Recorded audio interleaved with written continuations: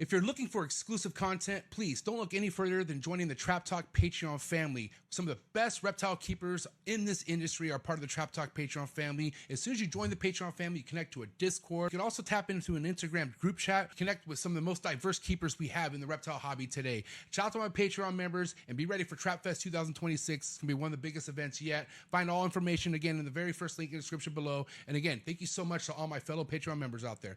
All right, we're live. Episode 787. Chad Holker Herps in the building. What's up, Chad? Good to have you back, buddy.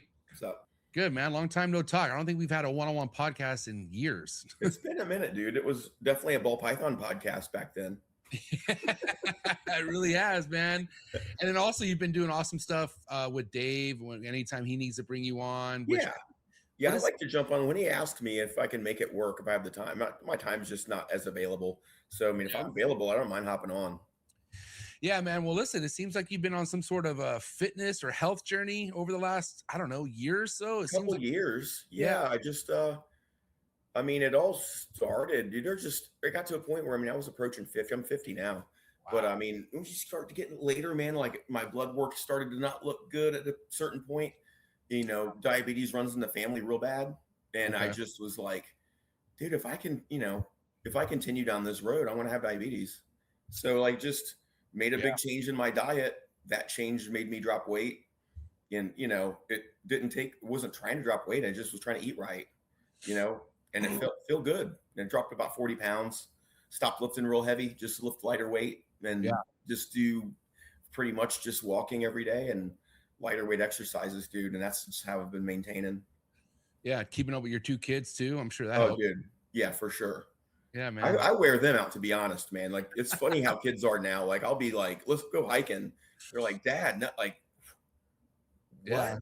They're not a, if it's a sport or something where they don't realize they're exercising, they'd be about it. But to just do exercise, they're not. I'll wear them out. Yeah. Well, I mean, we've known each other a handful of years already. And over the last year, I've been seeing you do a lot of stuff with your kids. Yeah. And I love seeing you being such a great active dad. You've been one of my favorite ball python breeders, now turning into chondros. Thank you, man. But seeing you as a father, dude, just all you devoted to them. And I got to tell you, man, your boy has a good swing in baseball, dude. I mean, baseball's in my blood, and I know a good ball player, and that guy has a stick, dude. I never played baseball or anything. I didn't really have access to sport. I didn't have the support that my kids have. Right. So, I mean, I've always said, man, like, I wanted to always be very supportive of them and do kind of whatever they want. And I want them to find what they like and experiment and just go for it. If you don't like it, you don't have to do it. But he found baseball in middle school, and he played all 3 years in middle school, and played rec league all this past spring. So he's hooked on it now. He loves it. That's awesome. So how old is your son? He's 14. Oh man. And then your daughter's younger, right? She's 11. Yeah. Wow. Okay, so they just got out of school. He starts his first year of high school next year, and then she starts her first year of middle school. So, dude, big changes. I'm assuming he's going to play freshman ball or JV ball or something. He's going to do fall ball, like rec league. He's already wanting to do that, and he's going to try out for his high school team. Dude. But this high school that he's going to be going to, they're super serious with baseball. So it's gonna be a lot more competitive than he's used to, which is going to be up in the air if he makes it or not. Yeah, I mean, I think either way they'll find a place for him. If it's not varsity, JV or something like that, or I remember when I was in high school, there was freshman ball, JV ball, then varsity ball. Probably the school's a big baseball school, so that's awesome. I would imagine there'll be something for him there. I would hope. Yeah, and sometimes going to a well-organized baseball team like brings even more out of the they'll find what he's good at. Get that fire in the pants. You know what I mean? Yeah. Really get after it. Yeah, we got a lot to discuss on today's episode. Again, I've been following you closely on your journey. Obviously one thing I want to give you flowers about, Chad, is even with ball pythons, you stood out from everyone else, and that's hard to do in ball pythons. But dude, it is. I always saw you just doing your own thing.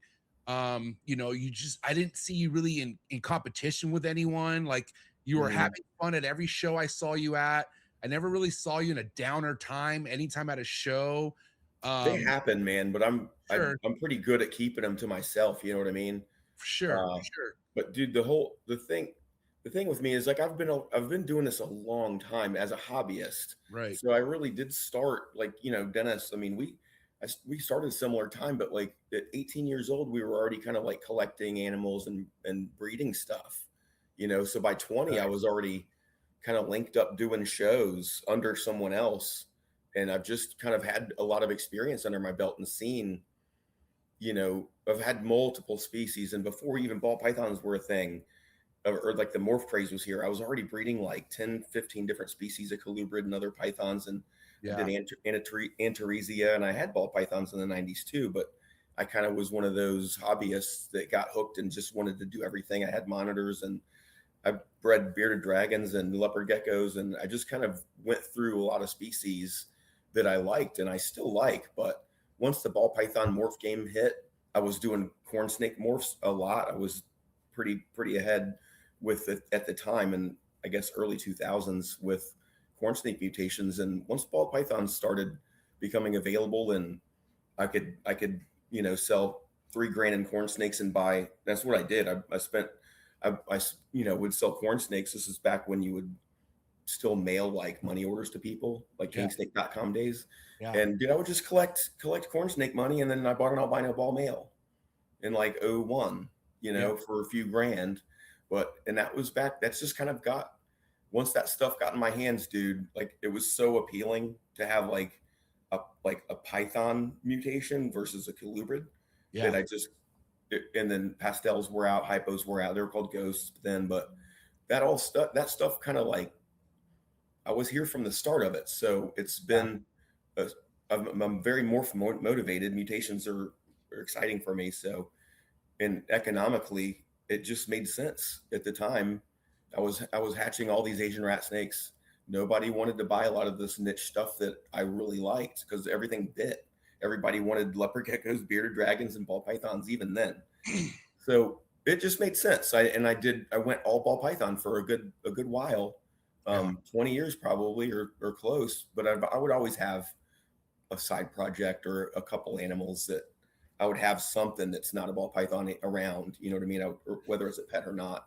So, but yeah, man, like it's been one of those things that the shows are what really makes it super exciting for me too. So like Right. traveling to a show, I mean, I don't care how long you do this. I mean, it does get tiring and you do get tired, but if you don't travel to a show, even though it's a 12-hour drive or longer, and that should still be fun for you as a breeder. And if that's not fun for you as a breeder, like it would be, this industry would be kind of tough, I would think. Like those shows are what it's about to me. And I do love like nerding out at home and just looking at my animals and thinking about pairings nonstop and it allows me to be creative in a lot of ways, and chondros are the same way. I mean, but you work with what you got, but you just have with ball python such a crazy palette to play with. Yeah. And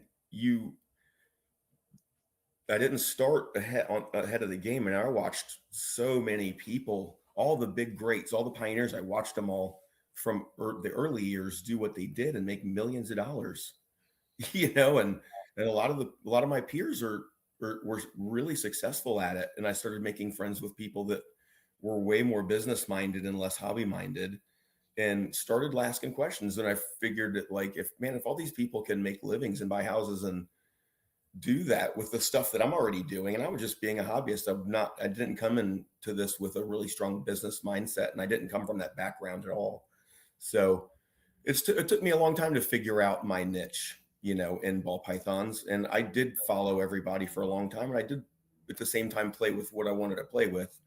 Right. But that the recipe of buying the big project and trying to compete with the guy that you bought it from, like that, it didn't take me but so many years to figure out that I can't win at that. And so it was probably about 7 years ago, man, I just started really using my own mind and my own imagination to figure out what I could do and make that I knew that people didn't have. And that took really getting to know a lot of the top guys and know what really existed and didn't exist. So, Yeah. but and that's probably been since you met me. I was probably already in that phase of this when we met, that I was already kind of like carving my little way out, you Yeah. know? But even then, meeting you, you were so devoted to the shows, man. I remember hearing your road trips, and I feel like that's where, you know, that's kind of what makes you who you are in this game, is like, how much are you willing to sacrifice to get Yeah. to a place where you're showing off everything you geek out about at home. And I want people to remember, you know, if anyone's out there thinking, well, how does Chad do his own thing? Well, dude, Chad was doing this before it was a big thing. Oh And yeah. you're a real reptile head, like you said, For you sure, were, man. I you were still would like to go herping outside, and yeah, I don't, it's not my main thing. Like my buddies are way, like Bob's way more into herping than I am, and Dave. But if I'm around them, I want to go herping too, because yeah. that shit is fun. You find shit all the time. Those guys take that herping shit so seriously, It's man. until you go do it and start finding shit. I mean, it seems boring, but it's better than fishing, in No, my yeah, opinion. I mean, You for know what I sure. mean? Yeah, 100%. And I feel like, man, if it's anyone I want to go learn herping with, it's those two guys for Oh sure. yeah. Yep. 1000%. But yeah, kind of getting back to, you know, you finding your niche. You know, I felt like you were in a place, Chad, even in the early 2000s, where you wanted to keep it fun. Like you wanted to enjoy what you're doing. And Big time. when you jump into that rat race, you risk all the fun. Like you risk a lot of the stuff you're You enjoying. if It you becomes, let it, I mean, if you like, you have to go into, I mean, once you decide that you're gonna start, being aggressive with money, and, yeah, and really, like, even taking, you almost have to take the risk, but that for me, when I started spending pretty, like, substantial money on a reptile, like, I've so rooted into this that it yeah, didn't feel like as risky to me, because I had a lot of experience going in, and it was really well thought out, in my opinion. I didn't really take, in my opinion, too many risks, but I did get burned plenty, just like buying really expensive animals and them yeah, tanking before you make anything good out of it. Like, I learned my lesson a lot that way. So, but just having all the losses under my belt, there's a lot of them that yeah, it just kind of, I don't take as many now. I still yeah. do, but I expect them, like they're just part of it. Yeah, and I think it's different. Like I relate a lot of this with chondros, but when you take a Mhm. loss, but you have peers and mentors that obviously show you their losses as well, Yeah, kind of helps you we rebuttal. compare notes. Yeah, you learn from them Yep, as well, and then also you learn how to bounce back, you know? yep, yep. Like, I might not put it out for social media, but the group chat might. No. I'll show my losses there. Yeah. We'll compare, like, how shitty some of the stuff goes, Yeah. but, Yeah. I'm not putting that on I'm not putting a slug clutch on my Instagram. Like, they hurt, dude. You know Yeah, what I mean? But, yeah, like, yeah, yeah. there's been so many of them happen. It's just like, it's just part of business, Yeah, you know? goods and the bads, man. It all comes. And you know, obviously kind of getting back to where things are at now with you, you know, you've also put a name to some projects out there where when people think of paint, they think of you. You know what I mean? Yeah, And again, all that takes time. And we're in a it place, does. yeah, we're in a place right now, Chad, where there's not much thinking going into this. They just fucking do it. And that's cool, but slow down a little bit. You know what I That's mean? very true. And Yeah. the thing is, like, nobody's going to stand out in this business unless they have a really creative mind and Yeah. have had that and built on that for years now. Like, and maybe even kept things to themselves while they create stuff. Yeah. That's really, that's really where the people start to stand out and separate themselves. Yeah. Until then, you're just buying the next banana and you're trying to make bananas to sell bananas. Like, that concept, it does work for the pet industry, and that there's room for that. Like, if you Right. just had racks of pieds and bananas and albinos and stuff, that's still a valid breeding operation. Not Mm, exciting for me, but that's still a way to make a living doing this, and I'm not above that. But right. I've been able to carve such a fun path for me to even stay ahead on some projects that just makes it more exciting. And there's real money. Like, the market's not dead at that level of ball pythons at all. It's like, it's thriving, but Yeah. it's like there's only so many buyers for, super high end projects too. So Yeah. And not to get cheesy, but it's a mindset, dude. If you think it the is. market's dead, you think it's dead. That's your thinking. Yeah, you've already convinced yourself. Yeah. Yep. Yeah. What was that? Is that a Dude, I live by a jet base. So oh, the Navy jet, dude, dude, oh my you're god. gonna hear. You're gonna hear F-18s. Yeah, you're gonna hear F-18s flying over the house. That is badass, dude. It is if you don't live under it. I don't like. I'm used to it because you noticed it just here, but like that happens so much. I'm just like, oh man, it only bothers me when I go out to like do work outside. It's really tough to take.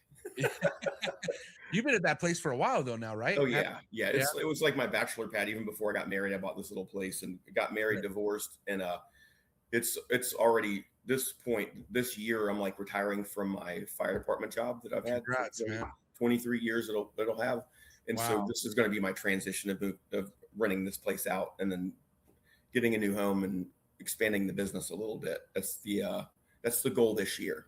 Yeah, and that's another thing to pay note of. Like, you never turned in the 9 to 5 just to do snakes. I just always kept it.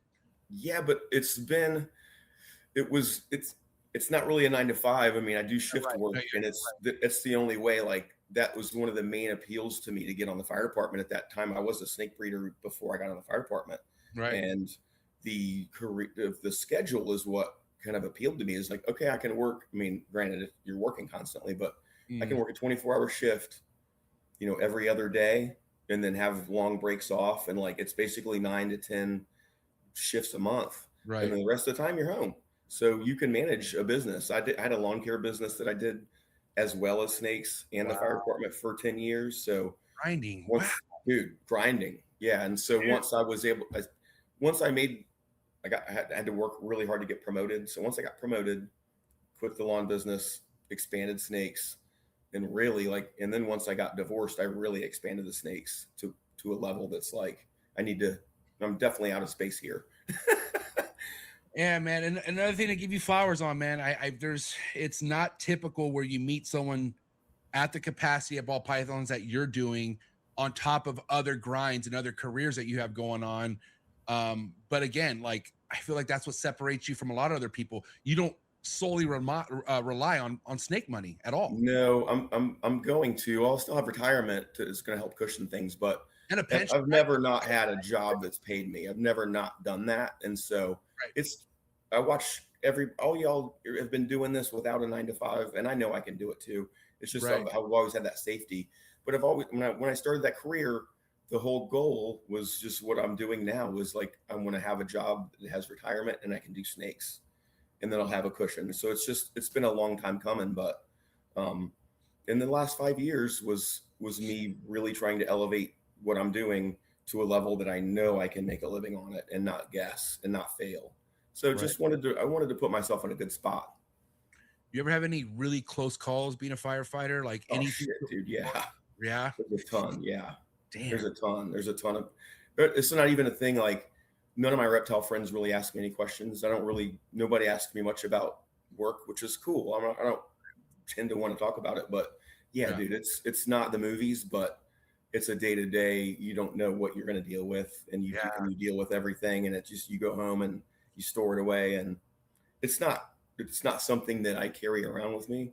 I don't feel like I'm really affected too much by it, other than a lot of lost sleep.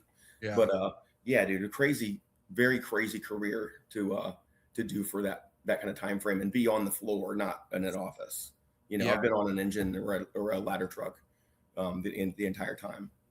I think I was okay. So me and my buddy and a couple other homies, we rented out a place from a firefighter. He was like a chief, like he was high up there. And I was like, I want to be a fucking firefighter. And so I went to him, told me what I needed to do, go enroll in classes for EMT. And then I went on an EMT ride along. Yeah. And I was like, I don't want to do this. Dude, that's every shift. It's mostly that. Yeah. I saw somebody with a missing arm. And another one had half his head blown off. And I was like, one random day, right? I was like, I could see this on the computer, but not in person. It's different, dude. It's different. And dude, honestly, we have to go back and just finish making dinner. Yeah. That one ride along fucked me up. It really did.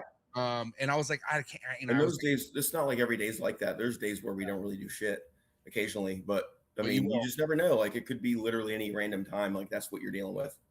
Yeah. And so it was kind of hard. I don't tell my kids about it. I don't tell my friends about it. Yeah. It's just what I deal with. Yeah. It reopens the experience. And you, like you said, if you can find a way to stow it away, then cool, move on with your gig. It's weird to say, but that stuff it becomes normal life. Oh, for It sure. just does, and you know, I don't know if that's a good thing or what, but it No, is. It is. I mean, it just that's the area of life that people don't have to experience. That you know that aren't in that kind of career. yeah, totally agree, man. But yeah, so I think it's awesome. You know, you're gonna when's your last day on? It should be this November coming up, like right after Tinley, dude. I want to try to like after Tinley's going to be, you know, that's going to be it. Wow, I'm cool. Yeah. I'll see you at Tinley then. I'll see. Oh, actually, fingers crossed. I mean, I don't see any reason why it's not going to work, but that's the plan. You'll be at Bob's show as well. Oh yeah, yep. Okay. I'm a every Bob show. I've really like refined my show schedule. I was doing everything, really like seeing what sticks, and you know, it got to a point where I found my happy place and balance a little bit, where my work-life balance is a lot better than it was. It was like I was doing 1 to 2 shows a month. Fire department schedule, dude. I'm just using all my vacation time to do shows, just to sell just to be there and like keep the grind going. Like it was just I truly just burnt myself out, man. Like I truly did. Yeah. And I had to come to terms with that. I'm like, this, like, I'm watching everybody do it, but like these people don't have kids or another job. Yeah. You know what I mean? Like it's just the math wasn't mathing. So I found that if I just use my time more wisely on Morph Market, keep my page going, keep sales going, do auctions. Yeah. And dude, it's business is totally good. Just doing that and not showing up to the show. It's just, I would be at the shows so much, I wouldn't have time to keep my Morph Market going like this. Right. So it's just things like that. But it was like a lot of trial and error for years and years and years to kind of get to things to where I feel pretty happy with it. Yeah. And you're still, go. I'm sorry. And I you know, once I have more space, I would love to expand, not necessarily like double my ball python collection, but I would like to expand a little bit and then really have more room for chondros. I would love a chondro room, at least a chondro wall. Like I'm in it to a point now where it's like, now that I have a production and I have them establishing, I can just, now I'm hooked. Like I want to do this shit. I'm not at a point where I'm over ball pythons. Yeah, of course not. Because I'm doing well with them. You know, it's your bread and butter. Yeah, but it's still it's still satisfying, like genuinely. You know what I mean? To me, it's not a challenge to hatch the species, but the challenge is a completely different challenge. It's like gambling, you know, and it's that gratification of hatching those truly unique animals. It's still cool even in a ball python, but in a chondro, that's what I'm waiting to like. Once I start hatching like real freaks in that community, like that's what I want to do. You know what I mean? I don't want to be the biggest chondro breeder out there, but I would like to find my niche and like have my little path, you know. And I think I'm on a good path with that. You're on a good start, buddy. I mean, you're already raising some freaks right now as we speak. I think so. And like, I sometimes will feel biased by the stuff I have, but at the same time, like it's not, maybe I'm thinking that they're better than they are because they're mine. You know what I mean? But no. Dude, some of those neonates don't look anything like they should. I mean, they're weird. Yeah. Well, again, man, it's all what you pair, and you know we're going to get into the bloodline that you like to work with chondros and whatnot. But I had another question. You know, obviously you went from a point of vending twice a month. So how many shows do you vend now? Like what's works? So now I'm doing 5 a year. So it's 2 Tinleys, and then I'm not doing summer Tinley. Like that's a questionable one. So I'm doing the 2 Tinleys, two Southeast Bob shows in Atlanta, and then Daytona. Those are all the bangers. And then that will, like, I really did want to make Trap Talk this year, your party this year, man. That was like, it was so like penciled in. But dude, I did end up going to Japan for 10 days, about a few weeks before your party, and like, that was a big trip. And just trying to catch up with things here and have the kids. I had a kids baseball game that same day. I was like, I just can't do it. I mean, it's Japan. It's Japan, bro. Like, I know. It was just been tough. I love watching your guys' stories, and just like it just seems so awesome. Just seeing you there. It was so awesome that I didn't even make a post about it yet. I mean, like, Yeah. It's like I don't have the words to put on the post to really make it make sense to people. And it was such a personal experience for me. Like it's like I'd rather just keep it to me and share pics with share pics with friends and stuff. Yeah. Obviously, you linked up with some ball python guys over there, right? Yeah. And what was crazy? I mean, I know Daisuke, and you probably don't know him, but he did some jail time. He got hemmed up in export, issues with paperwork and stuff. But he was a regular attendee at all the shows here and would regularly buy groups from me and most other breeders, and we all knew him pretty well. But he's not allowed to come back here for a while, from this issue. So he's not allowed to come back to the States for a bit. But I did, ran into him immediately. It was awesome. We got to take pictures and hung out and had dinner and stuff. And then got to, Bob and Will and them have established a couple of relationships that I got to meet a lot of I guess all of the Japanese and Korean breeders that were there, the ones that are really in the ball python game, and really just having time to sit and talk to those guys and the level of respect they showed to us, even me, like, and what was really weird to me, like I shouldn't, think too much about it, but just being on the podcast and YouTube and stuff that I have, like those guys already knew who I was. Like they really, they knew exactly who I was before I even introduced myself, which was cool. Like it's crazy flying that far around the world and like seeing seeing this industry still kind of be the same. Yeah. I mean, and I want to get the same but different. I mean, the show is definitely different than American shows, but the ball python community, I mean, other than the difference I saw with them is that they really had a very strong brotherhood among them. It didn't seem like they had a big rivalries and drama. Like their cultures, like they're pretty tight. Like we went to dinner with them all. Justin and Chase came too, me, Will, and Bob. And dude, the level of respect, there was probably a 30-person dinner. They stood up and did a nice speech and a toast and just treated us like kings. It was wonderful, a wonderful experience to be over there. But those relationships like that and just being able to like talk one-on-one, like that's just so that like you can't put a price tag on that. If you want to be in this industry and you want to sell, if you're trying to make unique animals at a certain price point, just sticking within your little state or your country. I mean, you got to really think outside the box at this point, that having overseas options is going to be important. Even in chondros, it's like, you can tell like there's overseas is going to be a thing where you're going to want to have those networks, Yeah. Especially Europe, like it's, I mean, they're ahead of the chondro game here in some aspects with certain lines and stuff like that. Yeah. There's carefully bought and carefully bred. Carefully bought. Yeah, exactly. Back to Japan, what's your take on their market right now? Like, what's your overall assessment of like where things are headed for Japan? It's like, it felt kind of like going to Daytona in the 90s. You know what I mean? Like, hard to explain, but the energy. It was mostly imports, a lot of cool shit from Australia that you don't see here, tons of shingleback skinks, a lot of crazy birds and owls and raptors.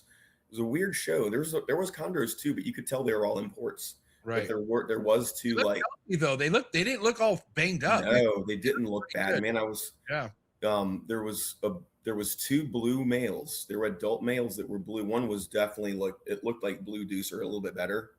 Import, and it was a Manokwari import. I'm like, fuck. It was like 10,000 yen or 100,000, what, a million yen or whatever. I can't remember what it said on there. And I was doing the calculations. It was like a little over $6,000. I was tempted, but I was like, dude, I went over there to talk to them, and that was one booth. They really didn't speak well English, and that happened to already be sold. They were like, no, that's already sold. Yeah. I'm like, okay, well, good, because save me some money. Save me some money. But I mean, like, I could have got that home, and that thing could have crashed and died, not having any background on it.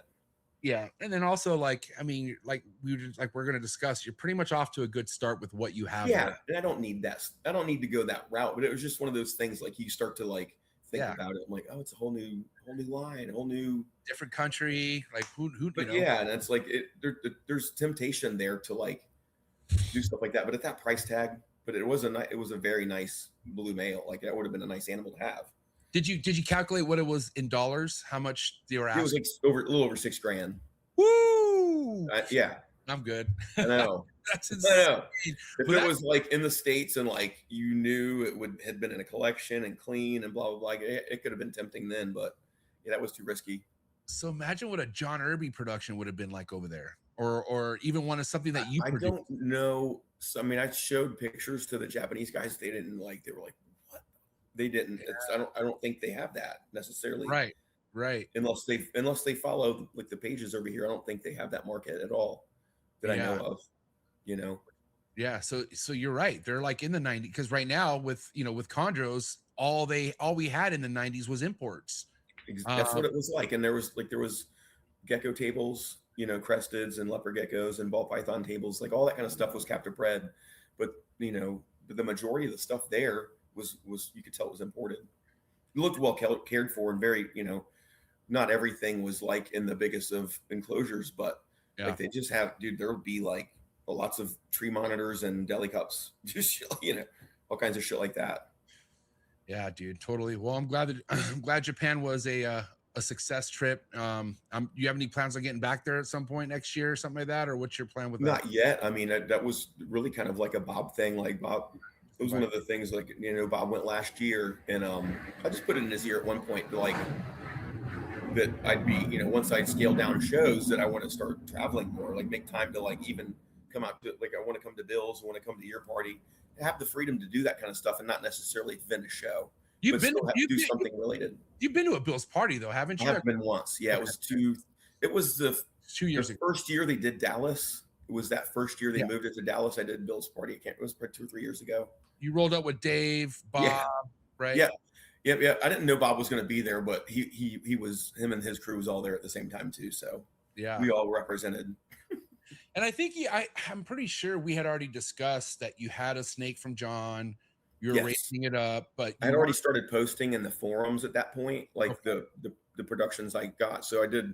If you want, we can walk into that whole let's do start of that loan and all that. Yeah. So okay, well, first and foremost, I kind of want to be clear as far as the bloodline that you actually invested in, which was this is a snake that you have. Is it Stormtrooper or Trooper? What's the name? No, that's John's. This is John's photo. That's his frostbite to hot stuff pairing. Yeah. So that's his melanistic blue line to his high yellow calico. I was fortunate to get a male from that clutch. Wow. And that is a male that I have, but that's not the original animals. The original animals was from a single female that I bought locally as a hatchling. If you go all the way back, I think when I was sending you pictures, it was like the very first group of pictures I sent was the original animal I bought. I just had a single Neo from a local friend that bred chondros, and he had some really nice stuff from Rico and Greg Maxwell that he had been working with, that he had acquired through another guy. Long story, but he had these really nice animals with pedigrees, and he knew about it, but he wasn't like part of the community real hard. He was a hobbyist locally, but he was a good breeder. He had several clutches of chondros, but this clutch, he hatched like freaks. He hatched like a super dark maroon one, and he had some dark maroons. He had a couple yellows in that clutch, but there was a really good pedigree pairing. But I had picked out a different maroon animal. Is this it?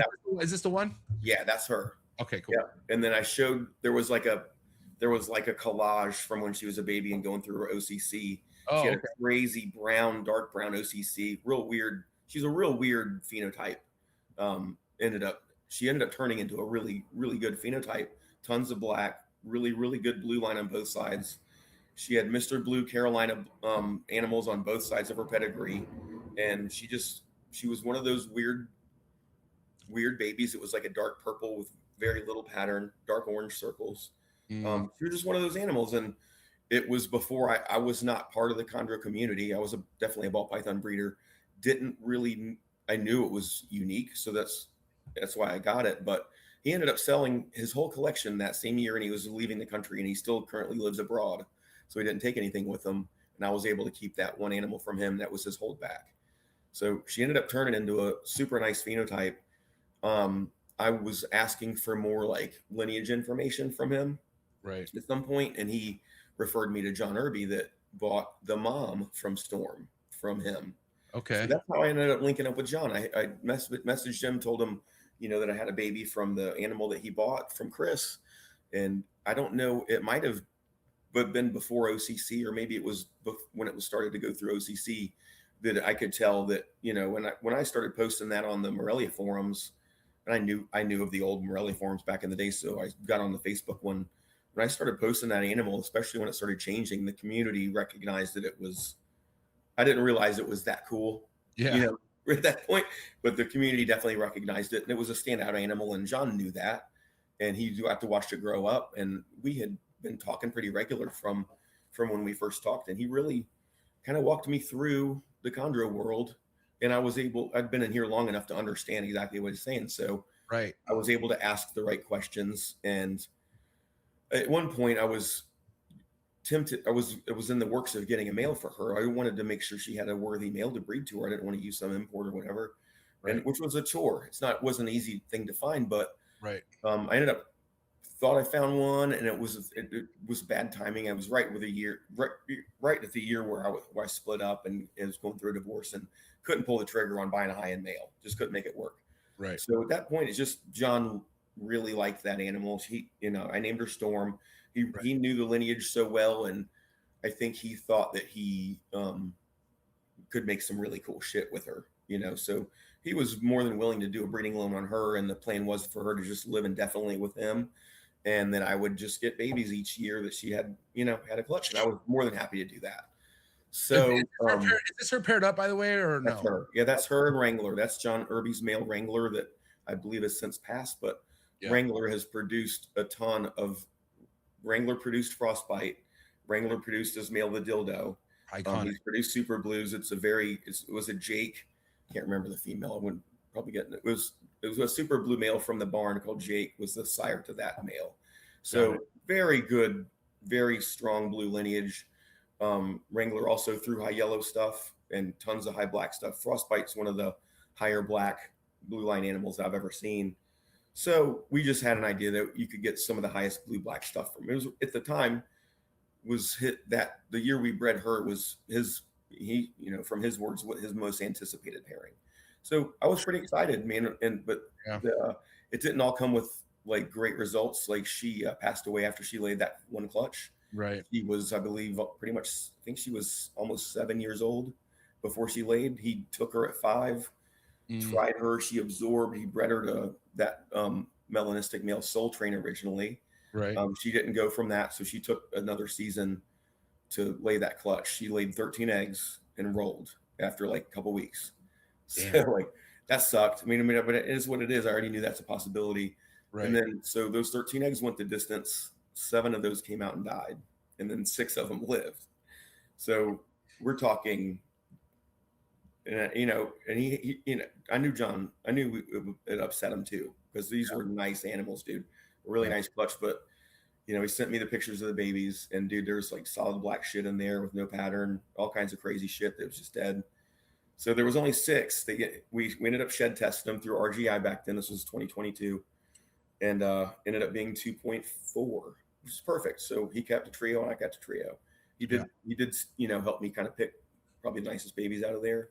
I thought anyway, maybe not the case, but dude, by the time I got them at a year old, these fuckers, I know you sent you pictures of them, but they were just as black.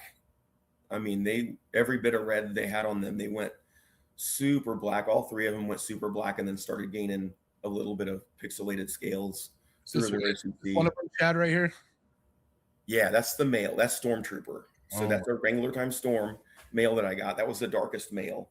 The sibling male from that clutch turned a lot more blue. It was a really nice powdery blue, but this male didn't get a ton of blue, but he's still pretty fucking black for like a 4-year-old animal, 4.5-year-old animal. Yeah, I would say. And then that was when I took him home from John's house in that deli cup. That's how black it was.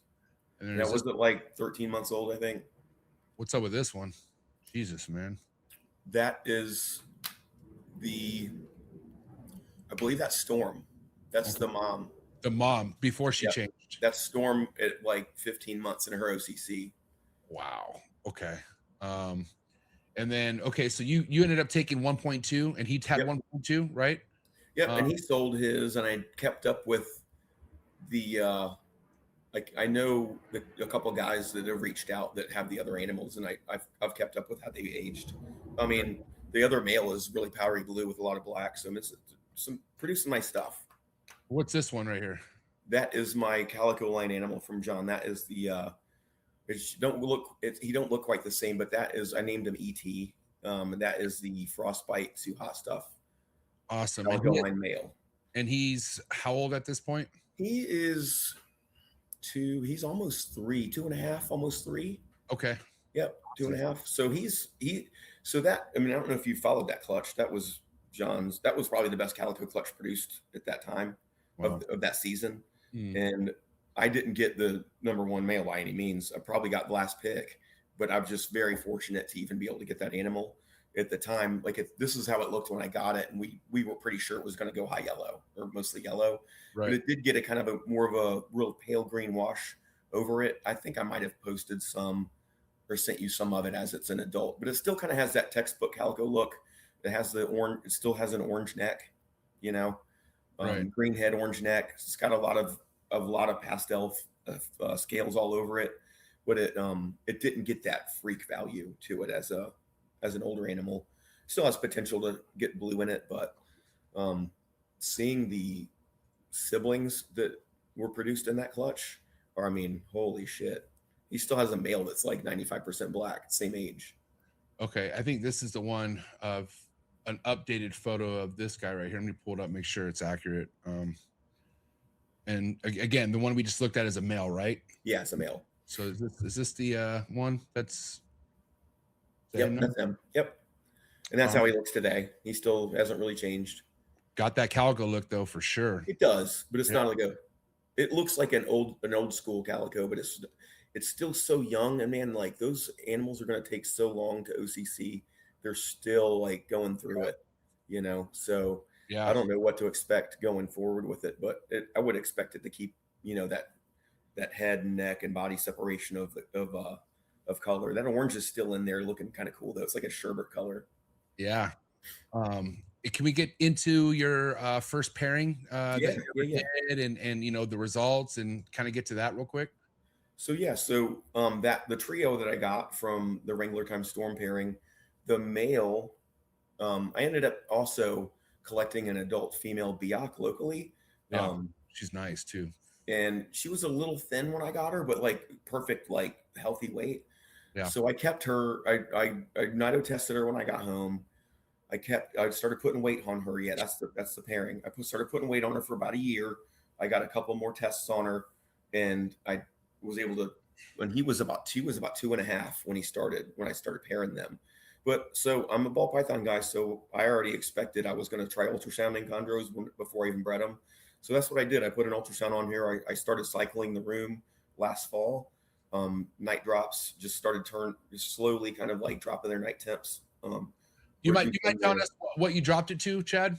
So I got them down to really the lowest they ever hit was about 70, but usually about 72 with no supplemental heat at night. Okay. And then I would have their panels all cut back on till about 83 during the day, up into maybe 8 to 10 hours. Perfect. Probably could have done less, but they generally stayed in the cold side. They didn't really, I was at that point, I was kind of reducing some of their feeding a little bit. Even before that, I was starting to slow their weight down. I typically probably feed a little heavier, I'm not cramming these things with food, but I probably did feed more than your average chondro guy.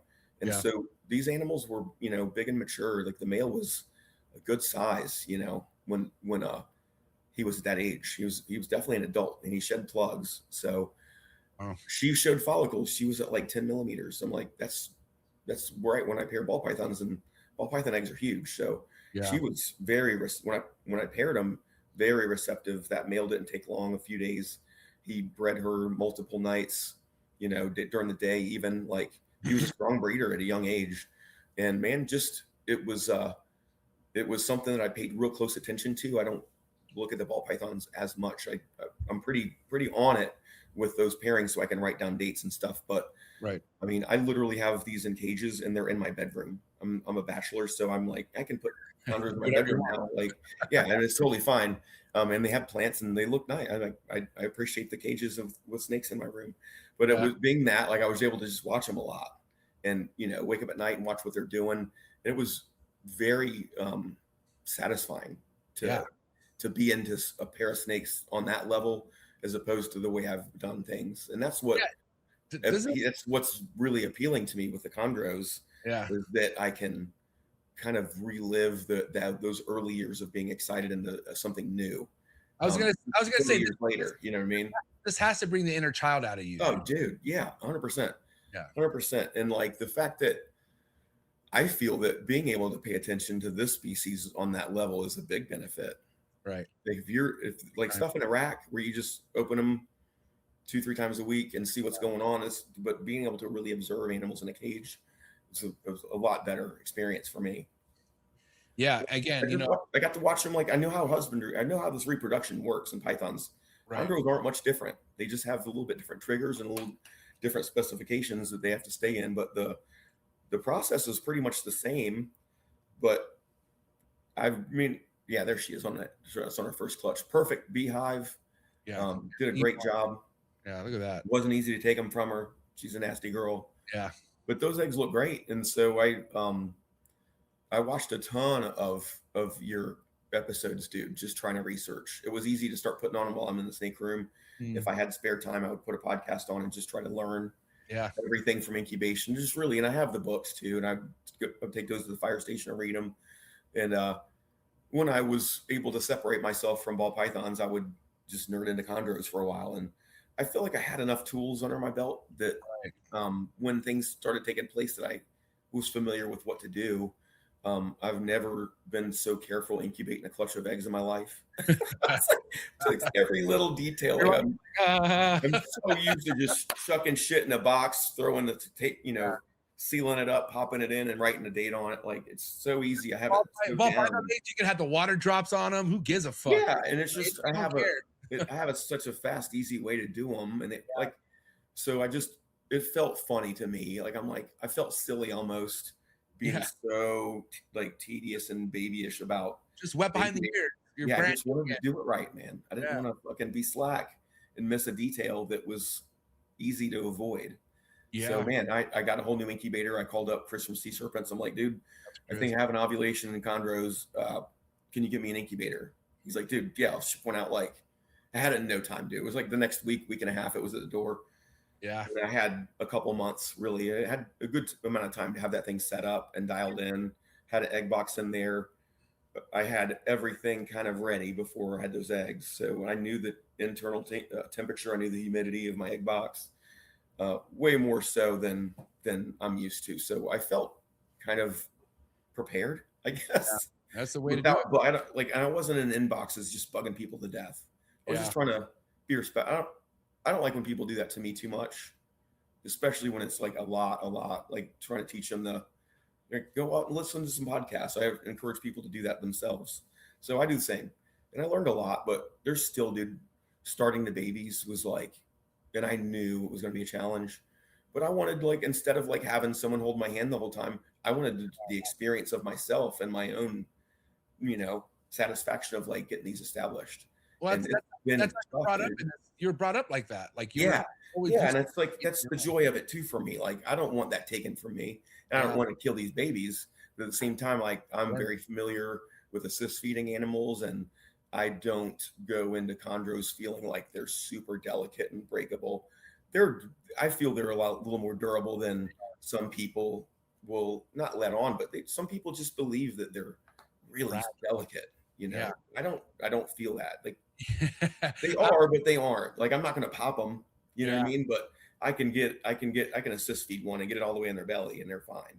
Yeah, I'll never forget my very first clutch. I had my buddy come over, Mauricio, and he had already had his first clutch. And I remember I was holding one. He's like, dude, you're not supposed to touch them for the first 6 months. Yeah, like, you're gonna break their skin. I'm like, bro, I mean, I'm not rough with them, but they're still they're hatched out just like, dude. Like, think about how delicate a baby, like, gray banded king snake is. Yeah, they're tiny, but I'll assist feed those too. Like, it's just like, you learn when you breed all that stuff, and I was in my 20s doing all that stuff, but I haven't forgot. Like it was a process I learned so young, and how to probe baby kings and like little babies. I learned the smallest probe in the kit. I was probing hundreds of babies a year. You know, I worked at a retail pet shop.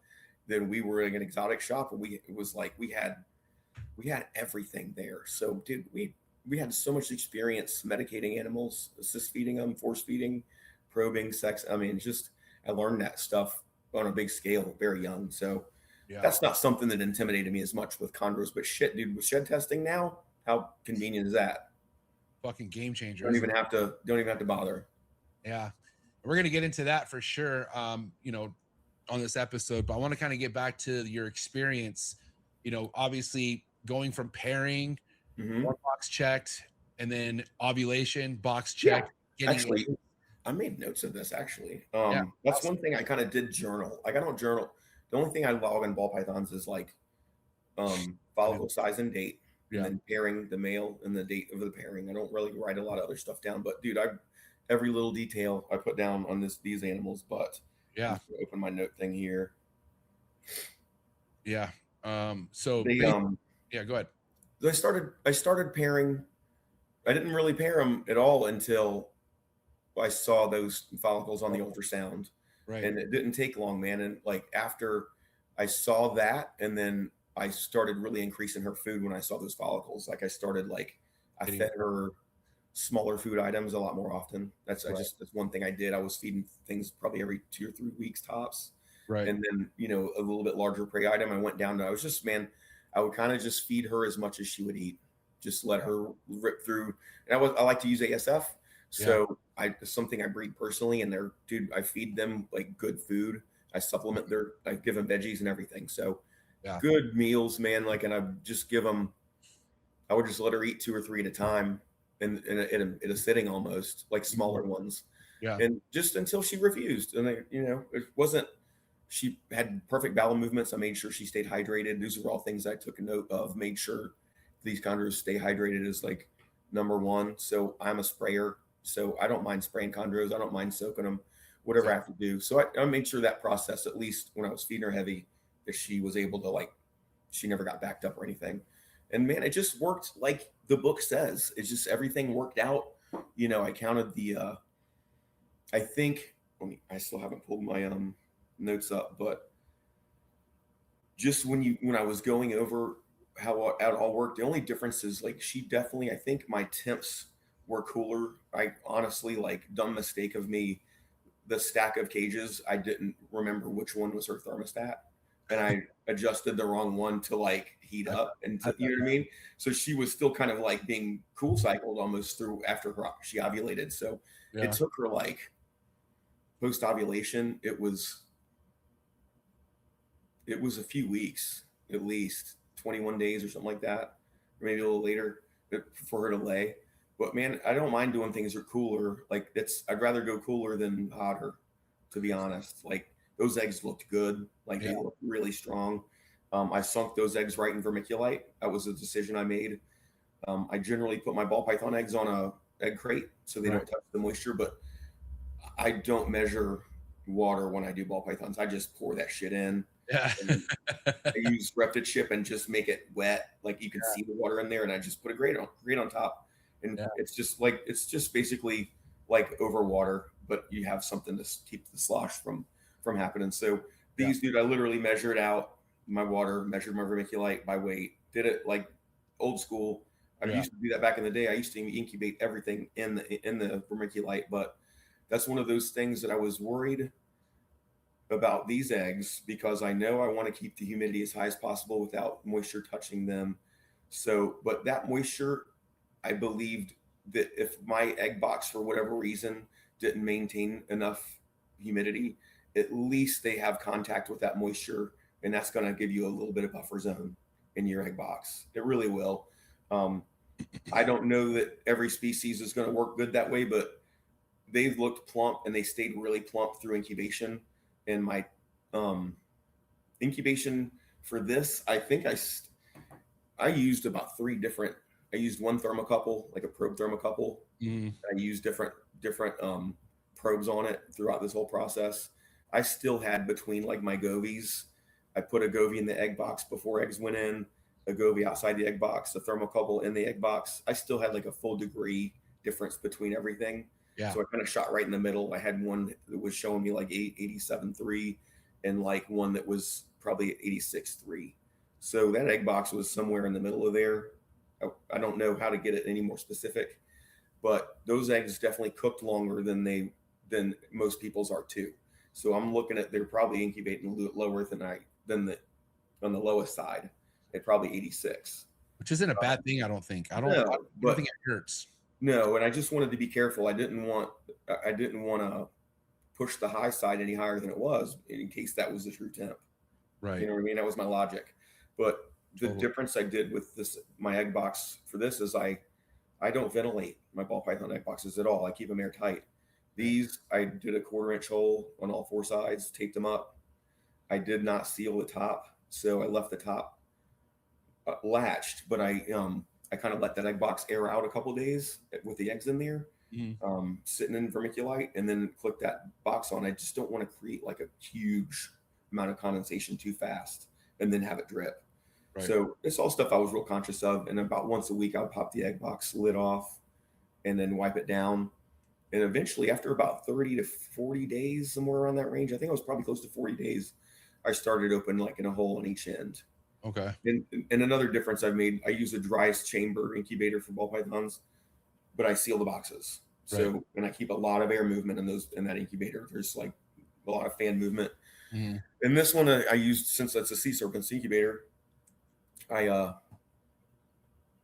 decided, I put like gallons of water in the bottom to make it a little more stable. And then I decided, instead of, if I'm going to be opening air holes, I don't want dry ass air going in that box. No, you don't. So I took, a 6-quart tub, put a gallon of water in it in the bottom of that incubator. And man, if that didn't, I put it right to about 88%, 90% in that chamber. I'm like, okay, well shit, at this point, I really could open all the holes. Like, it doesn't really make much of a difference at that point, because all it's doing is just helping those eggs breathe. Right. So that's kind of how I work things. But dude, and I don't ever worry about my ball python eggs when I travel. But these were the hatch date to hatch like right before I left for Tinley. Fuck, man. It was like the first show of the year. I took off from doing all these shows. I was like, and it happened to be the Tinley show, and it's 14 hours for me. It's a long trip. It's a 5-day thing. Yeah. So I was like at the show and like telling all the Chondro people are starting to know me a little bit more. Like Patrick came to talk to the show. We talk. Chondro heads are starting to see me at the shows and talk chondros. So I was showing everybody what's going on. They're like, "Oh my god, you don't have a camera on them?" I'm like, "I'm a ball python guy. I don't have cameras." So but like, yeah, I'm like, I'm going to now. I'm going to get camera. Like, I'll do all that stuff. But so I got home from Tinley. I was a nervous wreck, but there was like, I meant to send you a picture of the hatching, but there was like 3 babies perched, and holy shit, dude, they were so dirty and dark. Yeah, that was one of the first ones out. Yeah, some of these are some of the first ones I pulled out, but what day was the first pip? You recall that? What day did they pip on? Do you know? Dude, they were way past 50. So I think I got home at 55, something like that, and 3 of them were out. Okay, cool. And then there were like a bunch pipped. There was 3 of them that were still not pipped. So I was like, shit, I'm gonna cut those. So I cut those out, let them chill in there. I couldn't tell if they were alive, honestly. It was really hard to tell. So I let them chill. And then there was one egg that had self-pipped, and I cut, and you could tell that was a dead baby. So I did have one try to self-pip and probably needed help that I wasn't here to help. And that was like a red patternless, which was like a totally different looking snake from the whole rest of the clutch. It was like totally solid red with almost no pattern on it. Really weird snake too. But that was just the only DOA I had. And then I had one of those eggs just kind of went bad in incubation, which no big deal. But I had 11 babies. 11 babies. Oh my God. Out of 13. Sorry for the interruption, folks, but a quick word from our sponsor. Shout out to tonight's sponsor brought to you by ZoomEd. ZoomEd is proud to be supporting the Trap Talk Reptile Network. At ZoomEd, reptiles are our passion. For over 48 years, we've been creating premium foods, supplies, and habitats for reptiles and other exotic animals. We're a company made up of hobbyists that test our products on the hundreds of animals that we care for here every single day. Whether you're an established breeder or a first-time hobbyist picking up your first ball python, ZoomEd has you covered with everything you need to keep your animals happy and healthy. I'm excited to talk about this new product with ZoomEd called the Slither Sense. It is a remote temperature and humidifying monitoring system, which we all know how important temperature and humidity is to your reptile. And for you to have remote access to your temperature and your humidity in your reptile room could really, really be a game changer for the longevity of you keeping reptiles. So guys, make sure you check out that product. Find the link in the description below. Click on it right now. Give me your feedback in the comments below. Let me know how you're liking a brand new ZoomEd product. Tonight's episode is brought to you by Mark Hager over at Texas Chondros. If you want to talk to somebody who likes to put people on the map, you have to go follow TX Chondros on Instagram. He has put on some of the biggest breeders out in Texas out on his platform on Instagram. Also displays some of his own amazing projects on his Instagram. You could also simply go to his website, see what pairings he has going on for this season, and also see his previous productions. Mark has been working with yellow neonates on top of red neonates, and his passion for this hobby is second to none. He's also mentored a lot of people like myself. So thank you so much, Mark Hager, for all your support. And if you guys really want to know how it is about building a community, then you got to go check out Texas Chondros. Thank you so much, Texas Chondros, for all your support. Cannot wait to see what you're all about in the 2026 breeding season.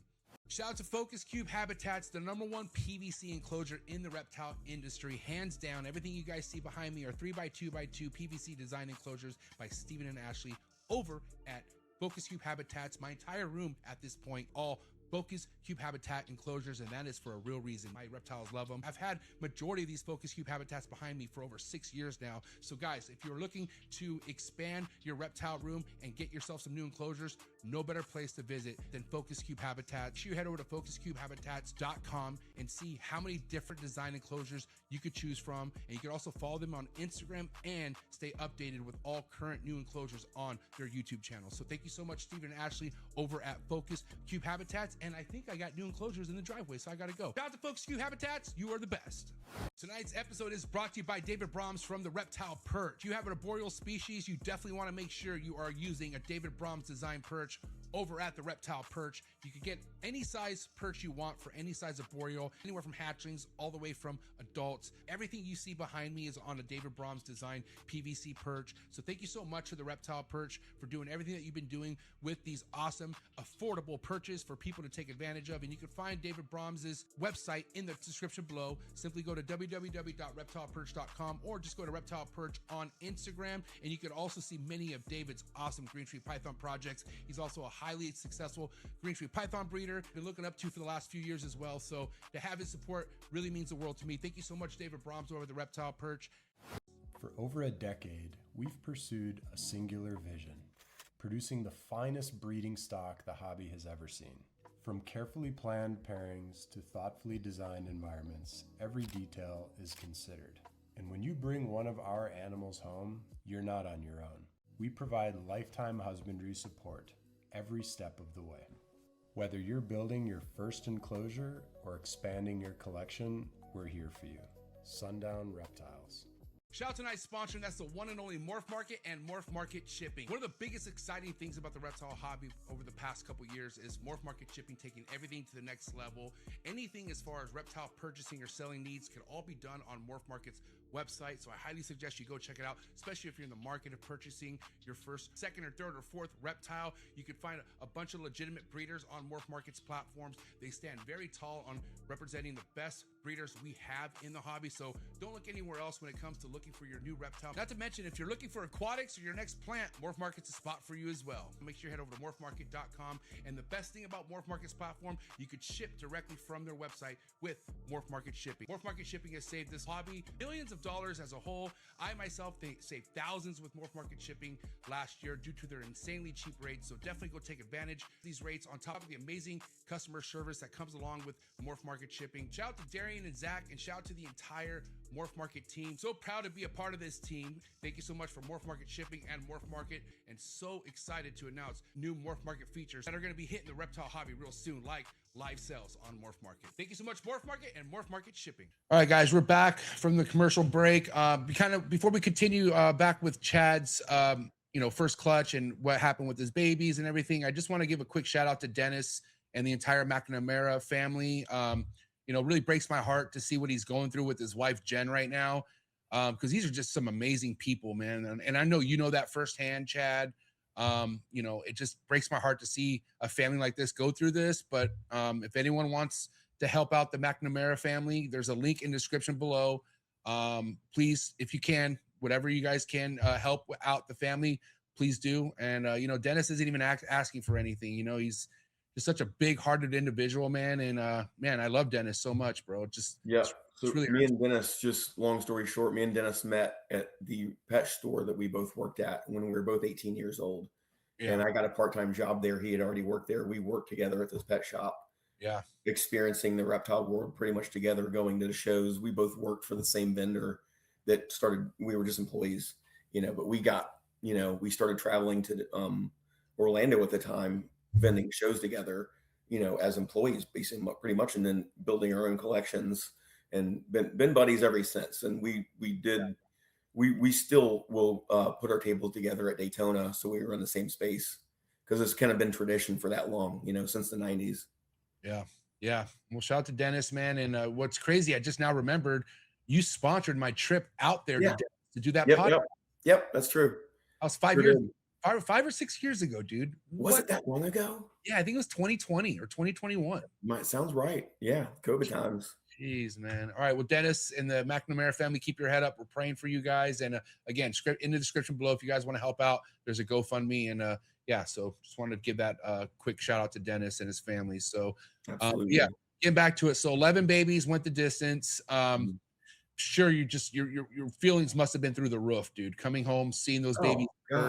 I mean, dude, it was like, compared to that, I don't know.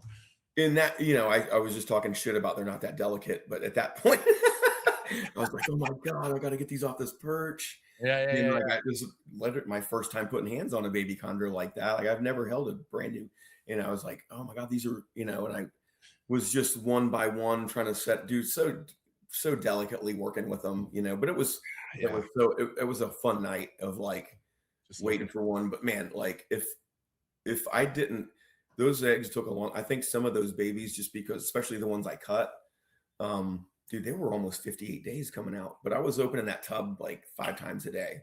Yeah. So it's not like they were like cooking like they normally would. And I had one issue with one of the babies where it was one of the ones I cut. I was like probing around to see if I could even see life. And I probably pissed it off enough where it came out and didn't absorb its yolk. Yeah. So I was like, fuck, I know, I actually used a shot glass. I put it in a shot glass. Yep. A little water in there, like kind of like let it sit in there in the incubator in the tub. Yeah. And it didn't absorb its yolk, but it didn't like rupture. So I had a little teeny one that come out of that. Now that one is the only one I'm still assist feeding. Everything else has at least taken, like I have 3 that are still just taking button quail, but those were a lot of working with them before, I assessed fed them some. I did have a couple too that like ate initially either 1 meal or up to 3 meals. And then that I ended up going to Japan. So they ended up going like probably 2 weeks without a meal. They were just getting sprayed. And that kind of threw them off too, man. Like a couple of weeks after getting home, trying to work with these animals that had already eaten a couple times, like had to assist them a couple times and get them kicked back. And finally getting button quail here, that was the only thing that got 3 of them to jump back on to like voluntarily eat.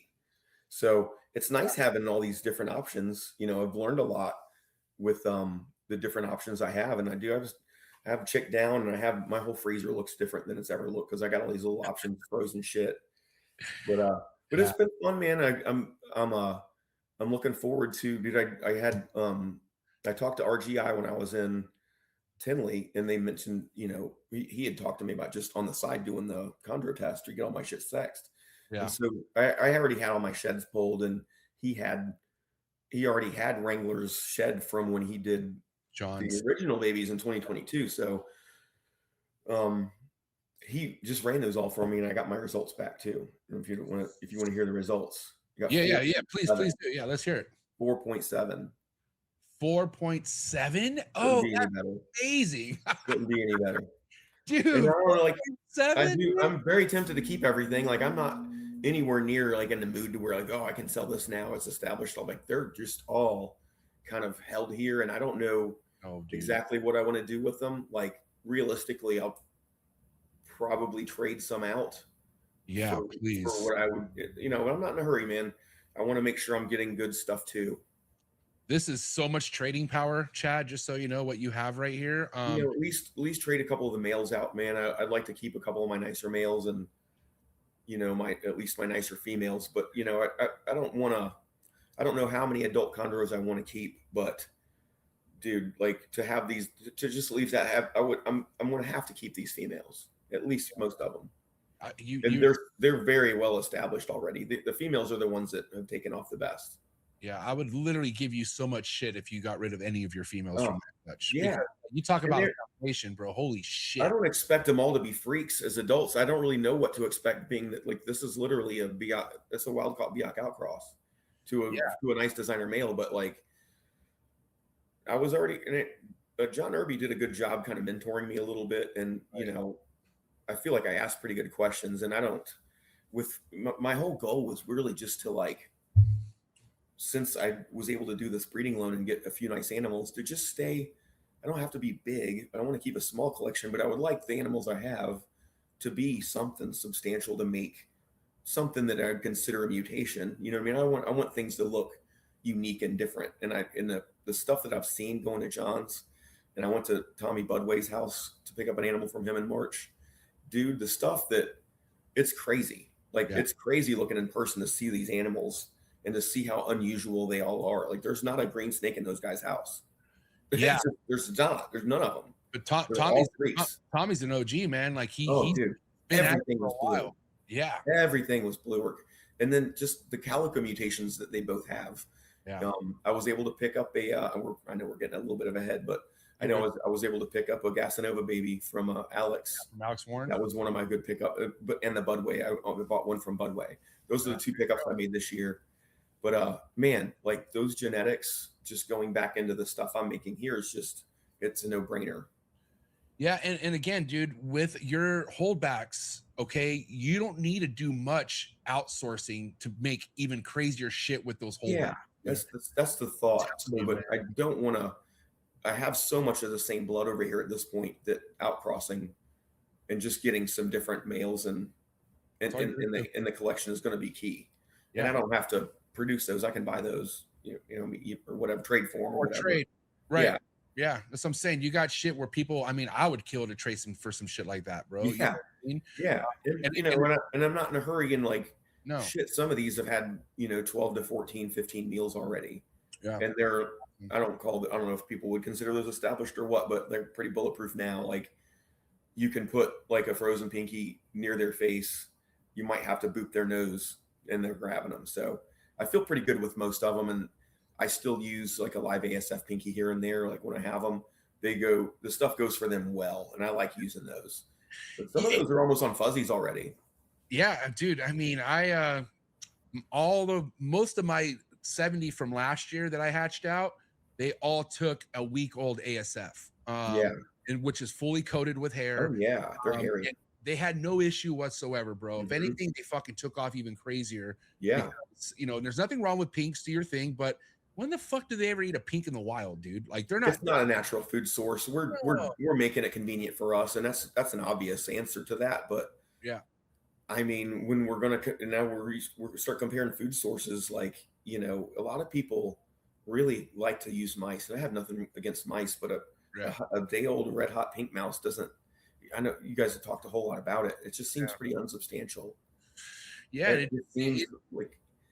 Go ahead.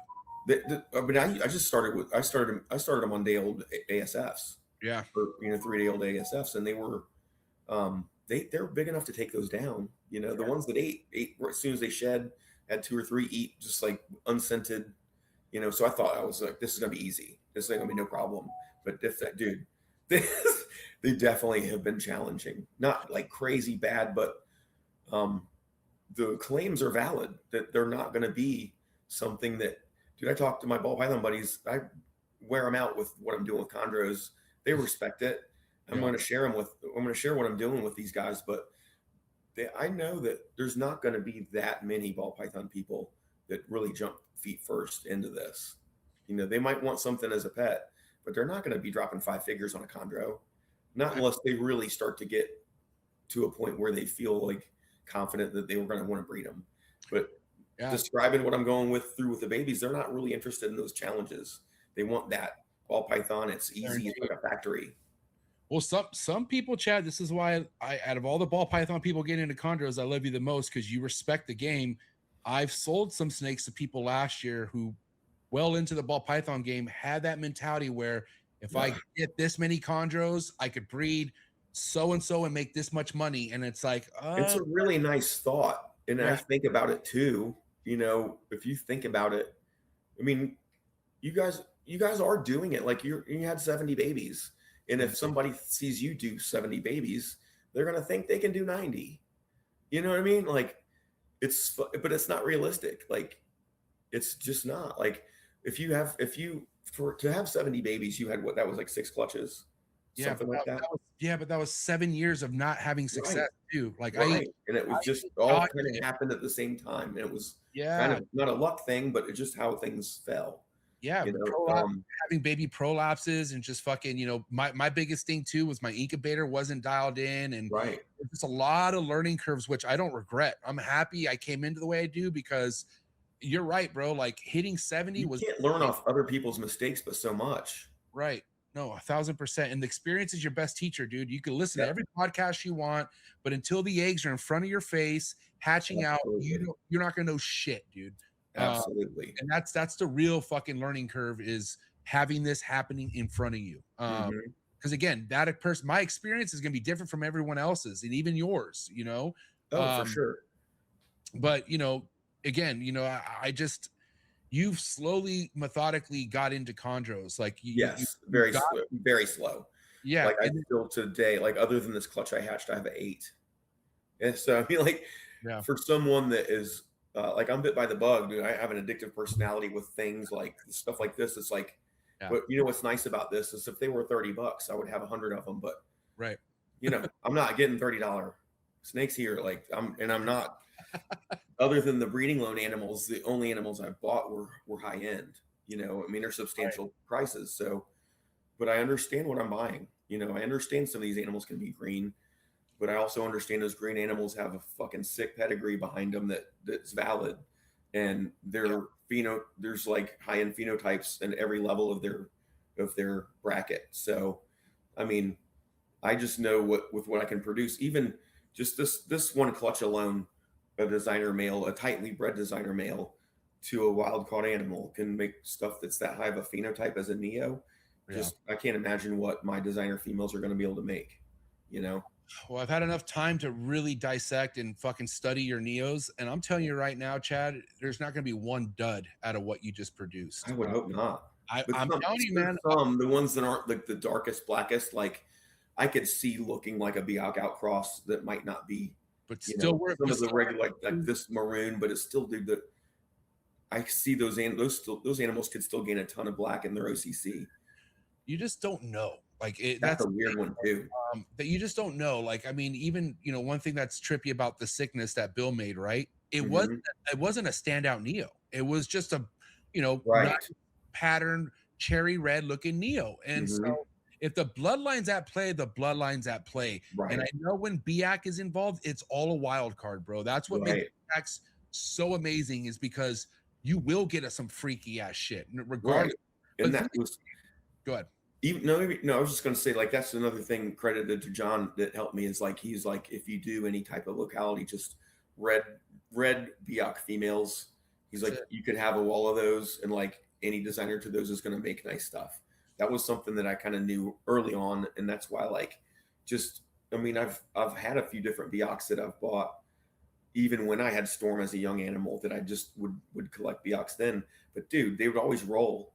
Like, even I would get them 2 or 3 years old, and I had one that was like almost an adult and rolled. I'm like, holy shit, they were clean. You know what I mean? They didn't have any RI, ate good, but like they're just I don't know what, like, that's the kind of stuff. Like, I still have a couple Beox, but it makes me leery to have. I'm not going to keep going through that. I'd rather just buy calf bred ones. Yeah, I hear you, man. I think my last import I ever got was from Dan Mallory. And in my eyes, I feel like Dan has been the best at importing stuff. Well, good reputation. Great reputation, is always taking care of me. And I got one of the nicest fucking red Neos he was selling at the Super Show. And I was in love with this thing. And a year later, it just fucking died. And I'm like, what happened? I got it tested. And what's crazy is Dan sold it with a fucking Nido test. Yeah. I tested it. And then a year goes by and it just fucking rolls. That happened to probably 2 of the Neo Beox I bought, and then the one that made it to adulthood. I probably lost 3 Beox. Yeah. So the whole time I kind of had Storm. I raised her in a tote, like ambient tent. Like she didn't even have any elaborate setup. But I wrote off imports ever since. I'm like, you know what? I don't even know why I'm doing this. Mind you, I'm a sucker for Beox, especially a nice red looking one, right? And this is fucking unique. It had black on it, and it was a female. Yeah. So I was super stoked to raise this up. And even regardless of it passing, I was already like, all right, I have what I need. There's no point of me ever getting an import ever again. And then not at this point in the game. You've established yourself well enough. And dude, just looking at, like, I only have a couple Beox, but you got some really like dark Beox. Like you got just locality Beox that have a ton of black on them. Yeah, man. And crazy looking. I got a great foundation when it comes to locality Beox stuff. And that's kind of what brought me into the game, was, getting my hands on these Beox. And so, again, I'm at where I'm at now. And this is my first year where I have some of my most highest potent designer stuff going into the Beox. Yeah. But eventually I would say I'm 2 years out from being able to pair just designer stuff. Like no Beox at all. But again, I'll still think I'll have, a Beox girl I'm going to want to put a designer to or something like that. I think everybody should probably have 1 or 2, just sitting around. Just for the wild card factor. I don't want to just breed locality chondros, nor do I want to breed like locality anything necessarily. I highly respect that stuff. Yeah. I do think there's a big place for it. Like, I don't want localities to disappear forever. I don't. Like, I love the fact that people are passionate about doing it. And I mean, dude, if I had unlimited space, I would love to probably have some locality stuff and maybe even keep something pure.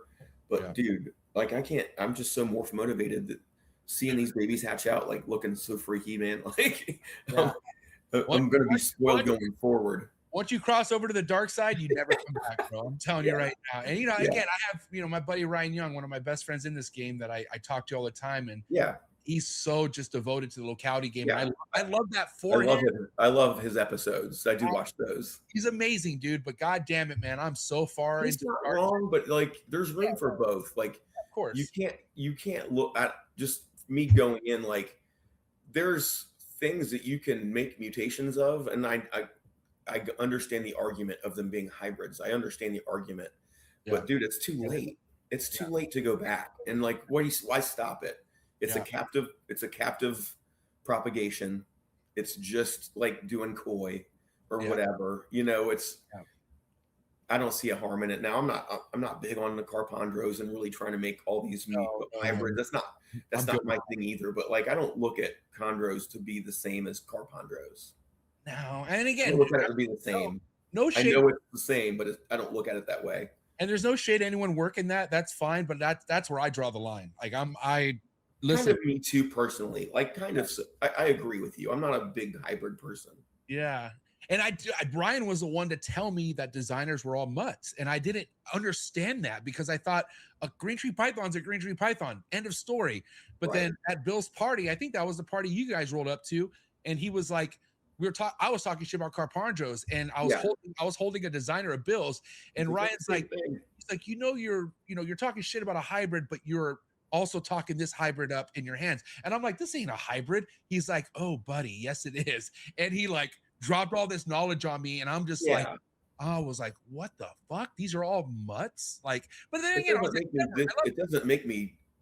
it doesn't change my opinion whatsoever. No, like, they are what they are. Right.